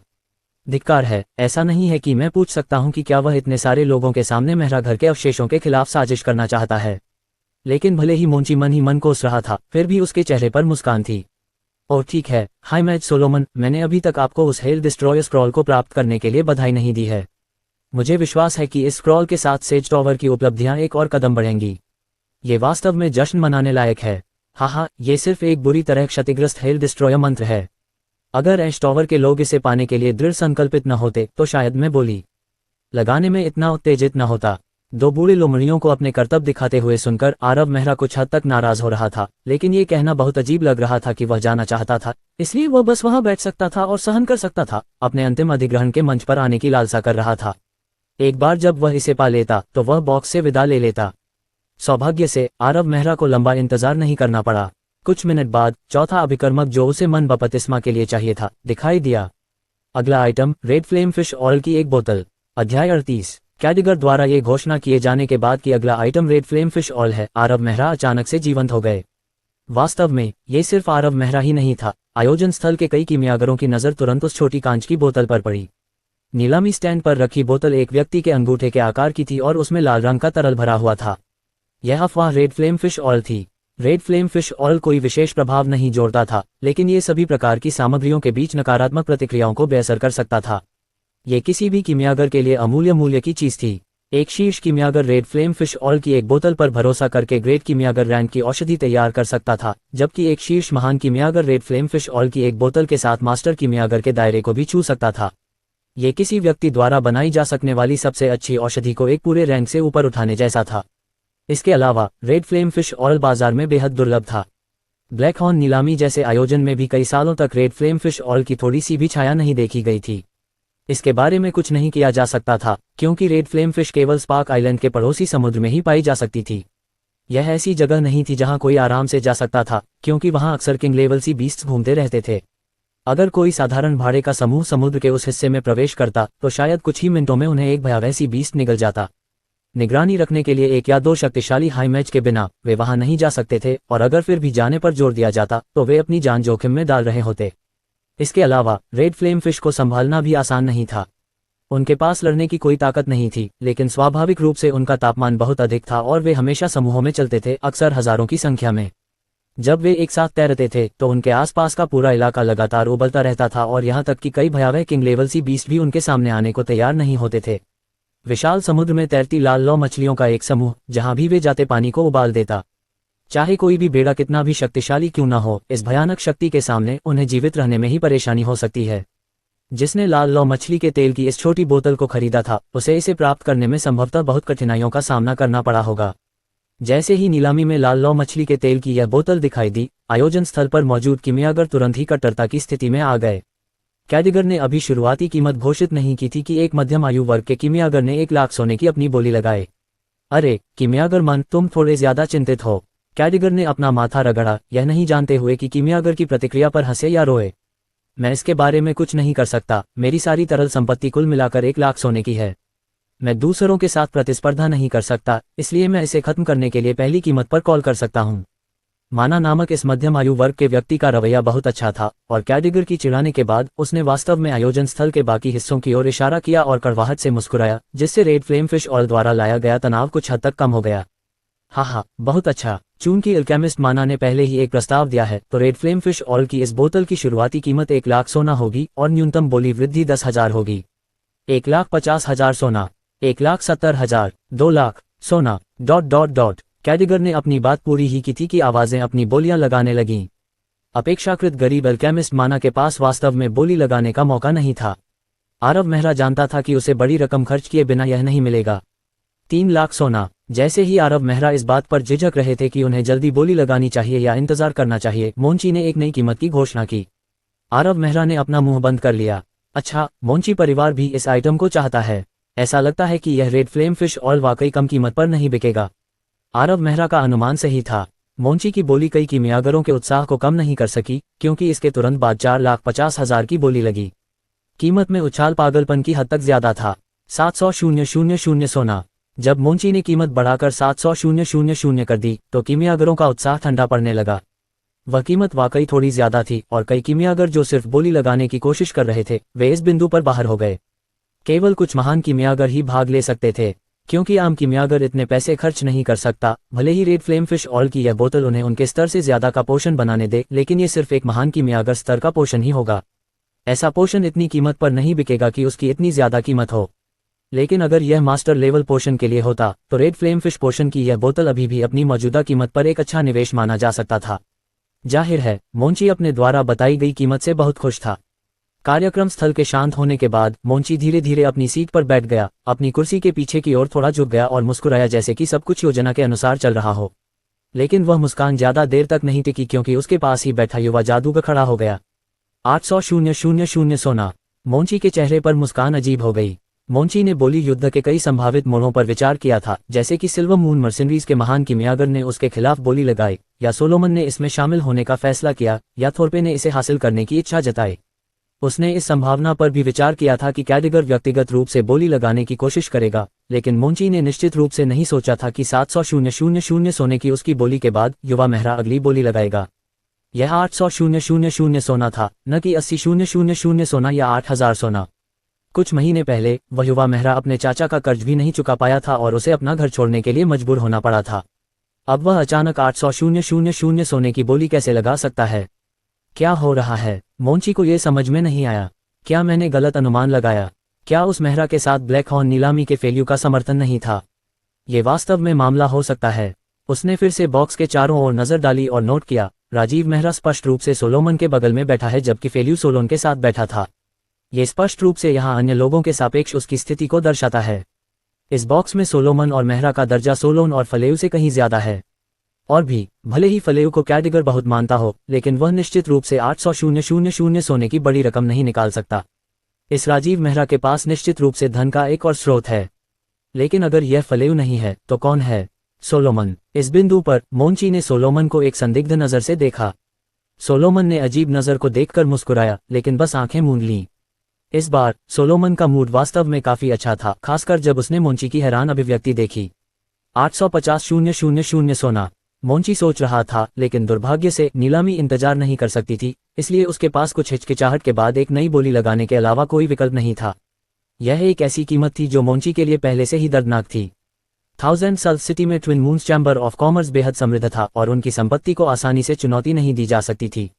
लेकिन रेड फ्लेम फिश ऑयल की एक बोतल के लिए इतना अधिक भुगतान करना उसे बुरा महसूस कराए बिना नहीं रह सकता था, और उसे बेहतर महसूस करने का कोई समय दिए बिना उस बेचारे मेहरा की आवाज फिर से गूंज उठी। 900,000 सोना। मोंची ने भौहें सिकोड़ी और कुछ देर तक आरव मेहरा को घूरता रहा, फिर ठंडी आवाज में पूछा, ऐसा लगता है कि माज मेहरा को रेड फ्लेम फिश ऑयल की इस बोतल में काफी दिलचस्पी है। ये बुरा नहीं है, आरव मेहरा ने शांति से कहा और सोचा, तुम दोनों बूढ़े लोमड़ियां कुछ समय से नाटक कर रहे हो, क्या अब मेरी बारी नहीं होनी चाहिए? जब उसने आरव मेहरा का बेपरवाह जवाब सुना तो मोंची भौहें सिकुड़ गया और उसके माथे पर एक फड़कती हुई नस दिखाई दे रही थी। लेकिन जो भी हुआ, रेड फ्लेम फिश ऑयल के लिए प्रतिस्पर्धा जारी रहेगी, क्योंकि यह कुछ ऐसा था जो उसके परिवार का महान कीमियागर चाहता था। 950,000 सोना, मोंची ने बोली लगाए। हर शब्द उसे खून थूकने की इच्छा दे रहा था। 1,000,000 सोना। लेकिन तुरंत एक और बोली लगाई गई, और यह अभी भी उसके बगल में बैठे युवा जादूगर की ओर से थी। मोंची इसे स्वीकार नहीं कर सका। मोंची बहुत पूछना चाहता था, क्या आपका flashing gold chamber of commerce लगभग दिवालिया नहीं हो गया है? आप नीलामी में इतना अनुचित व्यवहार कैसे कर सकते हैं? अगर ये दूसरों के साथ होता तो ठीक होता, लेकिन आप मेरे साथ, मोंची परिवार के मुखिया के साथ ऐसा कैसे कर सकते हैं? 1,100 स्वर्ण। मोंची ने अपने दांत भींचे और बोली में 1 और 100,000 स्वर्ण जोड़ दिए। उम्मीद है कि यह उस दुष्ट राजीव मेहरा को डरा देगा। लेकिन 1,200,000 स्वर्ण। उद्धरण चिन्ह ... उद्धरण चिन्ह। मोंची का चेहरा पहले से ही पीला पड़ चुका था। उसने अपनी आंखों में हत्या के भाव के साथ आरव मेहरा को देखा। उसके अगले शब्दों में पाखंडी शिष्टाचार का जरा भी संकेत नहीं था, केवल छिपी हुई शत्रुता टपक रही थी। मेज मेहरा, मोंची परिवार के खिलाफ जाना कोई समझदारी भरा फैसला नहीं है। हाँ, आज मौसम बहुत अच्छा है। अच्छा। मोंची ने लगातार 3 बार बड़बड़ाया और अचानक उठ खड़ा हुआ, मेसन को लेकर सेज टॉवर के बॉक्स से बाहर निकल गया। उसने बाहर निकलते समय सोलोमन को अलविदा भी नहीं कहा। राष्ट्रपति मोंची का संतुलन वास्तव में। मोंची की पीछे हत्तीपीठ को देखते हुए आरव मेहरा ने व्यंग्यात्मक टिप्पणी की, लेकिन चुप हो गए। हाँ, सोलोमन मुस्कुराया, उसकी बातों का खंडन नहीं किया, फिर भी सहमत नहीं हुआ। वास्तव में सोलोमन के दिल में संदेह मोंची से कम नहीं था। अध्याय 39। हालांकि दोनों कभी संपर्क में नहीं थे, लेकिन सोलोमन ने कुछ महीने पहले इस युवा जादूगर पर ध्यान देना शुरू कर दिया था। उस समय उस युवा जादूगर ने स्पेक्ट्रम पोशन की एक बोतल सेज टॉवर को भेजी थी और उच्चतम विशेषाधिकारों वाला पास लेकर बाहर आया था। फिर उसने इसका इस्तेमाल लाइब्रेरी में लगभग 2 महीने तक रहने के लिए किया। इन 2 महीनों के दौरान हालांकि सोलोमन लाइब्रेरी नहीं गया, लेकिन सोलोमन उसे हर दिन उस युवक के बारे में जानकारी देता था। उस दिन जादूगर मेहरा ने किस तरह की किताब पढ़ी थी, अगले दिन जादूगर मेहरा ने क्या किया, उसके अगले दिन जादूगर मेहरा ने किस तरह की राय साझा की। सोलोमन को कुछ ऐसी बातें भी याद थीं जो आरव मेहरा को जरूरी नहीं याद थीं, क्योंकि सोलोमन जानता था कि यह युवा जादूगर बहुत ही उल्लेखनीय था, जितना कोई सोच सकता था उससे कहीं ज्यादा उल्लेखनीय। सोलोन को यह भी नहीं पता था कि उस पहले दिन, जब वह फेनरुसिन फॉर्मूला पर आरव मेहरा की राय लेकर आया था, सोलोमन स्टार सेज जोई को एक पत्र लिखने के लिए अपने अध्ययन में वापस आ गया था। इस पत्र में डेटा के 4 टुकड़े थे और इसने पूरे राज्य में जादूगरों के हलकों में चर्चा को तेजी से बढ़ावा दिया। ये सिर्फ स्टार सेज जोई ही नहीं था, ये सिर्फ क्लाउड टॉवर ही नहीं था। फेनरुसिन फॉर्मूला में रुचि रखने वाले कई शक्तिशाली जादूगर पत्रों के जरिए इस चर्चा में भाग लेने लगे, और इससे भी ज्यादा जादूगर ये स्वीकार करने लगे कि डेटा के ये 4 टुकड़े फेनरुसिन फॉर्मूला की त्रुटियों को ठीक कर सकते हैं। कई लोगों ने सोलोमन को अपनी बधाई भेजी थी, क्योंकि उन्हें लगा कि उसने जो जानकारी साझा की थी वह एक बड़ी खोज थी जिसे जादू के इतिहास में दर्ज किया जाएगा। इन बधाई संदेशों को पढ़कर सोलोमन केवल मुस्कुराने के लिए मजबूर हो गया। केवल सोलोमन ही जानता था कि ये 4 डेटा उसके नहीं थे, बल्कि एक युवा जादूगर के थे जो केवल 20 वर्ष का था। लेकिन सोलोमन को यकीन नहीं था कि उस युवा जादूगर ने इन 4 डेटा के टुकड़ों की गणना और विश्लेषण खुद किया था या उसने किसी और से इसके बारे में सुना था। इस प्रकार फिलहाल सोलोमन केवल उसे रुकने और अपनी बेकार की बातचीत के दौरान जादू के विषय को उठाने का आग्रह कर सकता था, उसे परखने और ये देखने की कोशिश कर सकता था कि क्या इस युवा जादूगर का जादू का ज्ञान वास्तव में इतना गहरा है कि वह फेनरुसिन फॉर्मूला में गलतियों को स्पष्ट रूप से समझ सके। फिलहाल ये कहना मुश्किल था, लेकिन एक बात पक्की थी, वह युवा जादूगर निश्चित रूप से अपने साथियों की तुलना में जादू के सिद्धांत से बहुत बेहतर परिचित था। उसे ये भी यकीन था कि यह महान जादूगर के दायरे से आगे निकल गया था, क्योंकि अभी चर्चा में सोलोमन को लगा कि यह युवा जादूगर निश्चित रूप से पीछे हट रहा था और जो वह जानता और समझता था उसे पूरी तरह से नहीं दिखा रहा था। लेकिन इतना भी काफी डरावना था। एक 20 वर्षीय युवक जिसके पास महान जादूगर का ज्ञान है, और समय दिया जाए तो उसके शिष्य सोलन की बात तो दूर, मोंची परिवार के रेयान भी धूल में मिल सकते हैं। अभी ये युवा जादूगर कीमिया सामग्री के लिए पागलों की तरह होड़ कर रहा था, तभी कुछ अविश्वसनीय औषधियां सामने आईं। इसका क्या मतलब था? सोलोमन को पहले से ही इस बात पर संदेह था कि युवा मेहरा का समर्थन करने वाला महान कीमियागर वास्तव में मौजूद है या नहीं। क्या कीमियागर वास्तव में राजीव मेहरा ही हो सकता है? 2 महीने पहले सोलोमन इस पर कभी विश्वास नहीं करता। कारण बहुत सरल था, हर कोई जानता था कि एक अच्छा जादूगर जरूरी नहीं कि एक अच्छा कीमियागर हो, लेकिन एक अच्छा कीमियागर निश्चित रूप से एक अच्छा जादूगर होता है। यह अजीब लग सकता है, लेकिन इतिहास ने इसका अच्छी तरह से समर्थन किया है। कीमिया मूल रूप से जादू से आई है, और कीमिया जितनी गहरी होगी, जादू का ज्ञान भी उतना ही गहरा होना चाहिए। बहुत से सिद्धांत, बहुत से निष्कर्ष पर्याप्त जादू के ज्ञान के बिना समझे नहीं जा सकते थे और कीमिया के कुछ क्षेत्रों में उन्हें संचालित करने के लिए पर्याप्त मन की आवश्यकता होती थी। एक बहुत ही सरल उदाहरण लेते हुए, सेज टॉवर के 3 बड़े शॉट्स में से एक थॉप हाई मैच बनने से पहले थॉप 10 साल तक अल्केमिस्ट स्तर के शिखर पर अटका हुआ था। लेकिन जब वह हाई मैच बन गया तो उसकी कीमिया अचानक छलांग और सीमा से आगे बढ़ गई और 1 महीने में वह एक महान कीमियागर भी बन गया। राजीव मेहरा अभी अभी मैच बने थे, इसलिए उनके पास एक महान कीमियागर का स्तर कैसे हो सकता है। लेकिन अब सोलोमन वास्तव में संदिग्ध था। एक महान जादूगर के ज्ञान वाला एक जादूगर, सिद्धांत रूप में उसके पास पहले से ही स्पेक्ट्रम पोशन को तैयार करने की क्षमता होनी चाहिए। इसके अलावा वह अब कुछ कीमिया सामग्री पर बोली लगाने के लिए पूरी तरह से तैयार था। सोलोमन बॉक्स के कोने में बैठा था, समय समय पर हिंसक खांसी में फूट रहा था। अंततः उसकी आंखें, जो संकोच से भरी हुई थीं, अचानक दृढ़ हो गईं।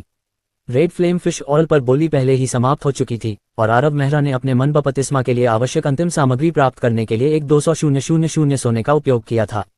रेड फ्लेम फिश ऑयल को प्राप्त करने के बाद आरव मेहरा के लिए नीलामी पहले ही समाप्त हो चुकी थी। लेकिन कई लोगों के लिए यह अभी शुरू हुई थी, क्योंकि अंतिम वस्तु ग्रैंड फिनाले होगी। ये ब्लैक हॉर्न नीलामी की एक परंपरा थी। सबसे कीमती और चौंकाने वाली वस्तुओं की नीलामी अंत में की जाती थी, दोनों ही सस्पेंस बढ़ाने के तरीके के रूप में और सम्मान व्यक्त करने के तरीके के रूप में। यह ऐसा था जैसे किसी कहानी में सबसे महत्वपूर्ण चरित्र हमेशा दिन बचाने के लिए अंतिम रूप से दिखाई देता है। अगला लॉट नीलामी का समापन है, कैडिगर ने कुर्सी पर रखे रेशमी कपड़े को उठाते हुए कहा, जिसमें एक लाल औषधि और एक काली औषधि दिखाई दे रही थी। मैं सभी को ज्वालामुखी औषधि और भूत औषधि से परिचित कराता हूँ। हे भगवान, क्या ये वाकई ज्वालामुखी औषधि और भूत औषधि है? ये हजारों पालों वाले शहर में कैसे दिखाई दे सकते हैं? कैडिगर ने अभी अपनी बात खत्म भी नहीं की थी कि पूरे आयोजन स्थल पर हंगामा मच गया।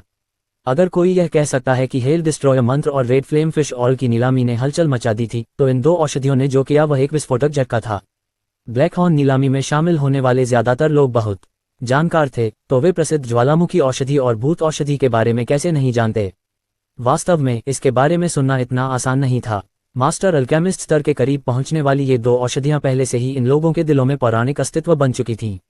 ज्वालामुखी की तरह मैना को फटने में सक्षम ज्वालामुखी औषधि, जो एक महान जादूगर को तुरंत उच्च जादूगर क्षेत्र तक पहुंचने दे सकती है। शरीर को शून्य में बदलने में सक्षम भूत औषधि, जो किसी को चोटों से प्रतिरक्षा बनाती है। इन 2 औषधियों को महान कीमियागर क्षेत्र के शिखर पर कहा जा सकता है।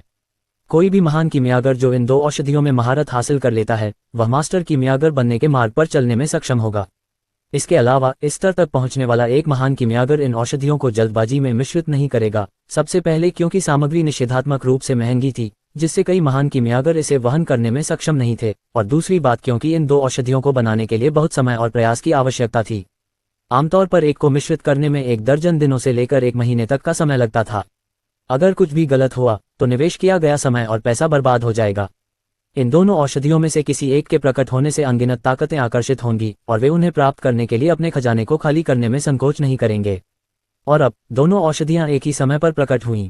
क्या अचानक 2 महान कीमियागर हो सकते हैं जो मास्टर कीमियागर बनने की क्षमता रखते हैं और जो एक ही समय पर हजारों पालों वाले शहर में प्रकट हुए? या यह एक ही व्यक्ति था? मुझे लगता है कि सभी को अजीब लग रहा होगा। चूंकि 2 औषधियां हैं तो उन्हें एक साथ क्यों नीलाम किया जा रहा है? कैडिगर ने यह कहा और फिर बेशर्मी से सस्पेंस बनाने के लिए वहां रुक गया। उसने सभी के अपनी सीट के किनारे पर बैठने का इंतजार किया और फिर उसने बिना किसी हड़बड़ी के कहा, इसका कारण बस इतना है कि इन दोनों औषधियों को एक ही व्यक्ति ने बनाया है। वही व्यक्ति। इस उत्तर से होने वाला सदमा 2 औषधियों को देखने के शुरुआती सदमे से कम नहीं था। ऐसी एक औषधि को बनाना पहले से ही बहुत कठिन काम था और फिर भी किसी ने वास्तव में दोनों को एक साथ जोड़ दिया था। वह क्या था? क्या ये व्यक्ति जानबूझकर लोगों को चौंकाने की कोशिश कर रहा था? लेकिन मैं सबको बता सकता हूं कि यह भावी मास्टर बहुत ही युवा है, जितना आप सोच रहे हैं उससे भी बहुत युवा। कैडिगर ने रुकने से पहले इस बिंदु तक समझाया। चाहे लोग कितना भी पूछें, वह इसके बारे में एक और शब्द लीक करने के लिए सहमत नहीं होगा। कैडिगर जैसा बूढ़ा लोमड़ी जानता था कि उसे क्या कहना चाहिए और क्या नहीं। ये कहना कि एक ही व्यक्ति ने दोनों औषधियां बनाई हैं ठीक था, और उनकी कम उम्र का मजाक उड़ाना भी ठीक था। ये केवल औषधियों की कीमत बढ़ाने के लिए था, जिससे उन्हें एक खास स्वाद मिल सके। अगर वह और कुछ कहता तो उसे परेशानी होती। वह बड़ी मुश्किल से सेज टॉवर से पहले मैज मेहरा के करीब पहुंचने में कामयाब रहा, लेकिन इससे पहले कि वह एक ठोस रिश्ता स्थापित करता, कैडिगर इस भावी मास्टर अल्केमिस्ट को सुर्खियों में नहीं लाएगा। यह उल्टा होगा। कैडिगर के आकर्षक और निर्दयी परिचय ने सभी की दिलचस्पी जगा दी।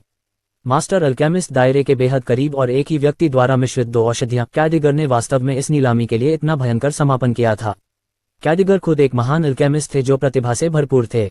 जब उन्होंने महान अल्केमिस्ट दायरे में कदम रखा तब उनकी उम्र सिर्फ 40 साल थी, और अब कैडिगर ने रहस्यमयी अल्केमिस्ट का वर्णन करने के लिए आपकी कल्पना से भी कम उम्र जैसे शब्दों का इस्तेमाल किया।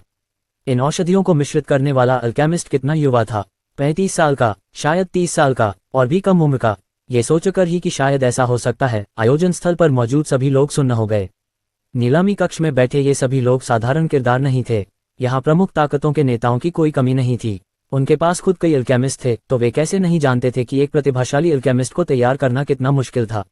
अध्याय 40। चाहे प्रशिक्षु कीमियागर कितने भी प्रतिभाशाली क्यों न हो, उन्हें परिपक्व होने के लिए समय की आवश्यकता होती है। गूढ़ और अथाह कीमिया सिद्धांत और कीमिया सूत्रों के असीम समुद्र दोनों को पचाने और समझने के लिए बहुत समय की आवश्यकता होती है। कई प्रशिक्षु कीमियागर कभी भी पूर्ण विकसित कीमियागर बनने में असफल रहे। ये कहा जा सकता है कि 30 वर्षीय कीमियागर एक दुर्लभ प्रतिभा थी। जहां तक कैडिगर जैसे व्यक्ति की बात है जो 40 वर्ष की आयु में महान कीमियागर बन गया था, वह 1000 सल सिटी में अद्वितीय था। लेकिन अब कैडिगर ने खुद इस महान कीमियागर का वर्णन किया था जिसने एक भूत औषधि और एक ज्वालामुखी औषधि को मिलाया था, जितना वे कल्पना कर सकते थे उससे कम उम्र का। हालांकि कैडिगर ने यह नहीं बताया कि वह व्यक्ति कितना युवा था। यहाँ हर कोई कमोबेश अनुमान लगा सकता था कि उसकी उम्र 35 वर्ष से कम थी, अन्यथा कैडिगर इतना बड़ा चढ़ाकर नहीं बताता। ब्लैक हॉर्न ऑक्शन हाउस ने 1000 सल सिटी में 20 साल पहले ही अपनी जड़ें जमा ली थी, इसलिए वहां मौजूद हर कोई मुख्य नीलामीकर्ता के चरित्र से परिचित था। यह मुख्य नीलामीकर्ता हमेशा सख्त रहा था, और नीलामी के दौरान भी कैडिगर ने कभी भी किसी आइटम की नीलामी के बारे में बहुत ज्यादा अतिशयोक्ति नहीं की थी। जब कैडिगर ने कहा कि किसी आइटम की सिर्फ एक ही है, तो भले ही आप पूरे 9 सेंट में खोज लें, आपको निश्चित रूप से दूसरी समान वस्तु नहीं मिलेगी। अब भी यही स्थिति थी।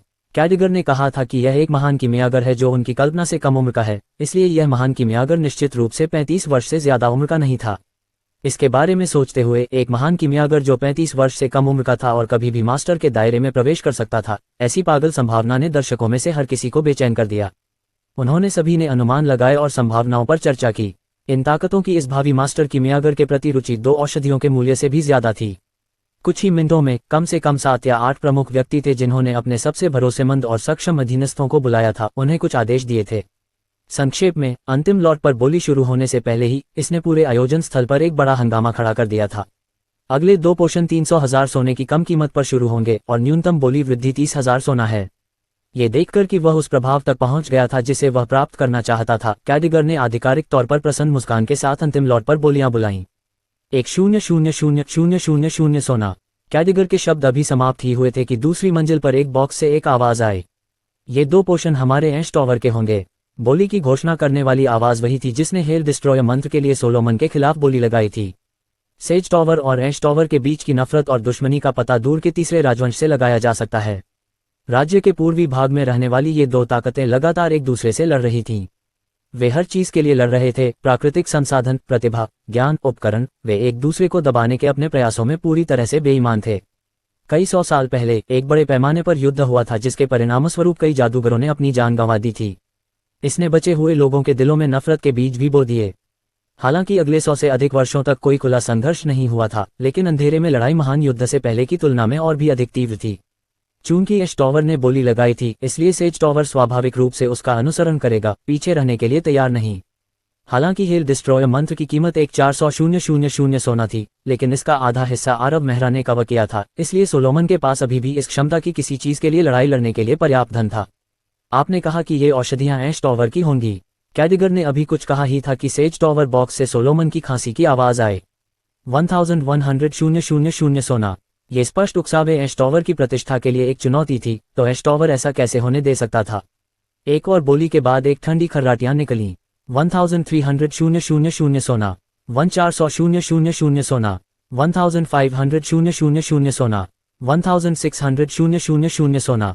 1,700,000 सोना। ... दोनों व्यक्ति एक दूसरे से अधिक बोली लगाते रहे और कुछ ही समय में, बिना किसी अन्य के शामिल हुए, कीमत एक 700,000 स्वर्ण तक पहुंच गई। यह इतना बड़ा स्थल था जिसमें इतनी सारी ताकतें थीं, फिर भी किसी और ने बोली नहीं लगाए। कौन नहीं जानता था कि ये 2 पूर्वी ताकतें एक दूसरे के प्रति अधिक विरोधी थीं। ऐसा लग रहा था कि वे अभी 2 औषधियों के लिए लड़ रहे थे, लेकिन वे मुख्य रूप से एक दूसरे को दबा रहे थे। यह नीलामी 2 प्रमुख जादुई ताकतों के बीच लड़ाई के समान थी। लेकिन ऐसा नहीं था कि हर कोई इन 2 ताकतों से डरता था। आज यहाँ बैठे सभी लोग महान और प्रभावशाली व्यक्ति थे। अगर उन्हें कुछ ऐसा मिलता जो उन्हें लगता कि इसके लायक है और उनके लिए बहुत फायदेमंद है, तो वे इसे खरीद लेंगे, भले ही इसे किसी अन्य शक्ति को नाराज करने का जोखिम क्यों न हो। समस्या ये थी कि वे अभी उस चरण तक नहीं पहुंचे थे। दोनों औषधियों के स्वामित्व का फैसला अभी होना बाकी था, इसलिए एक साथ दो ताकतों को नाराज करना इतना अच्छा विचार नहीं था। इंतजार करना बेहतर था। उनकी लड़ाई का नतीजा तय होने तक प्रतीक्षा करें और उसके बाद बोली लगाने में बहुत देर नहीं होगी। चाहे दोनों सेनाएं कितनी भी दबंग क्यों न हो, ये दूसरों को भाग लेने से नहीं रोक सकती, है न? भले ही वे उन्हें धमका सकें, क्या वे ब्लैक हॉर्न नीलामी घर को भी धमका सकते हैं? इस प्रकार सभी ने बोली युद्ध से किसी एक पक्ष के बाहर निकलने का इंतजार किया। सौभाग्य से ये लंबे समय तक नहीं चला। एक बार जब कीमत 1,700,000 सोने पर पहुंच गई, तो सोलोमन बोली लगाना जारी नहीं रख सका।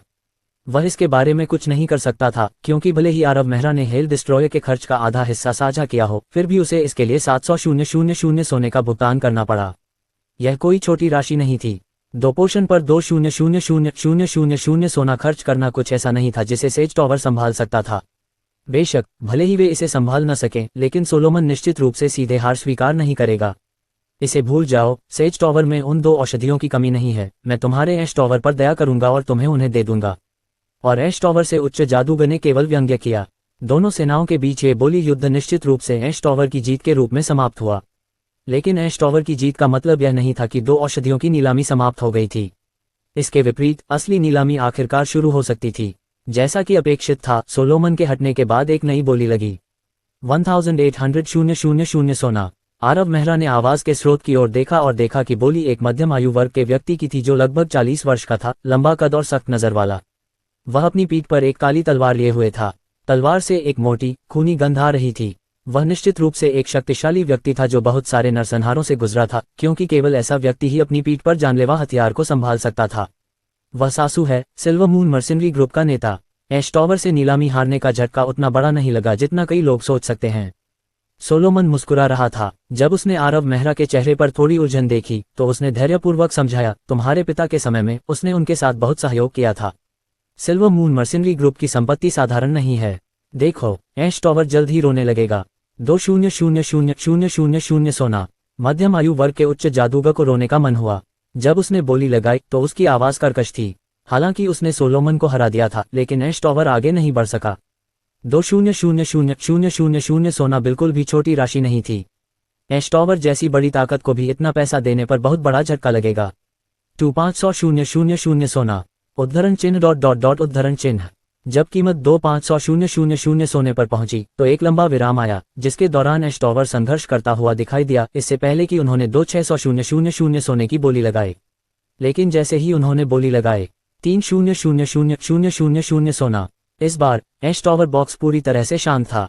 ये सिर्फ ऐश टॉवर नहीं था, पूरा आयोजन स्थल शांत था। हर कोई सासू को हैरानी और अविश्वास से देख रहा था। बोली शुरू होने से पहले किसी ने भी इतनी चौंकाने वाली संख्या की उम्मीद नहीं की होगी। ये 3,000,000 सोना था। अगर थाउजेंड सल सिटी के किसी भी उद्योग में निवेश किया जाता तो ये भूकंप लाने के लिए पर्याप्त होता। ये सही है, कुर्सी पर रखे 2 पोर्शन को मूल्यवान बताया जा सकता है। ये भी कहा जा सकता है कि वे ब्लैक हॉर्न ऑक्शन हाउस में नीलाम की गई सबसे बेहतरीन वस्तुओं में से कुछ थीं, लेकिन चाहे वे कितनी भी मूल्यवान या कितनी भी बढ़िया क्यों न हो, क्या वे इतनी बड़ी राशि के लायक थीं? 3,000,000 सोना एक असली मास्टर अल्केमिस्ट को आमंत्रित करने के लिए पर्याप्त था। अगर कोई और ऐसा करता तो आयोजन स्थल पर मौजूद कई लोग उसे पागल समझ सकते थे, लेकिन ये सासू था। सासू की अंतर्दृष्टि थाउजेंड सल सिटी में प्रसिद्ध थी। 1 दर्जन से ज्यादा सालों में उनके कोई भी फैसले गलत साबित नहीं हुए, जिसमें flashing gold chamber of commerce में निवेश करना और सेज टॉवर के साथ अच्छे संबंध रखना शामिल है। एक के बाद एक मामलों में लोगों को लगा कि उन्होंने एक पागलपन भरा फैसला किया है, लेकिन बाद में उन्होंने देखा कि सिल्वर मून मर्सिनरीज के नेता की दूरगामी सोच थी। क्या ये हो सकता है कि यह इन दोनों पोर्शन के लिए भी एक जैसा था? ये सोचकर कुछ लोग जो अभी भी प्रतिस्पर्धा करने के साधन रखते थे, वे प्रभावित हुए बिना नहीं रह सके।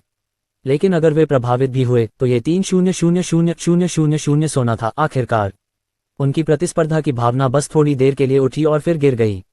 3,000,000 सोना एक ऐसी बोली थी जिसने सभी को डरा दिया। सिल्वर मून मर्सिनरीज के नेता सासू ने 3,000,000 सोने की बोली लगाई है। क्या कोई इससे ज्यादा बोली लगाने को तैयार है? इस समय कैडिगर का चेहरा मंच पर थोड़ा लाल था और उसकी आवाज सामान्य से थोड़ी ऊंची थी। हालांकि ब्लैक हॉर्न ऑक्शन हाउस ने पिछले कुछ सालों में काफी बड़ी बिक्री की थी, लेकिन एक ऐसी नीलामी होना जो सैकड़ों हजारों की बोली लगाकर अंततः 3,000,000 सोने तक पहुंचती, ये कैडिगर के लिए भी पहली बार था। आप सभी को सुनने के लिए धन्यवाद।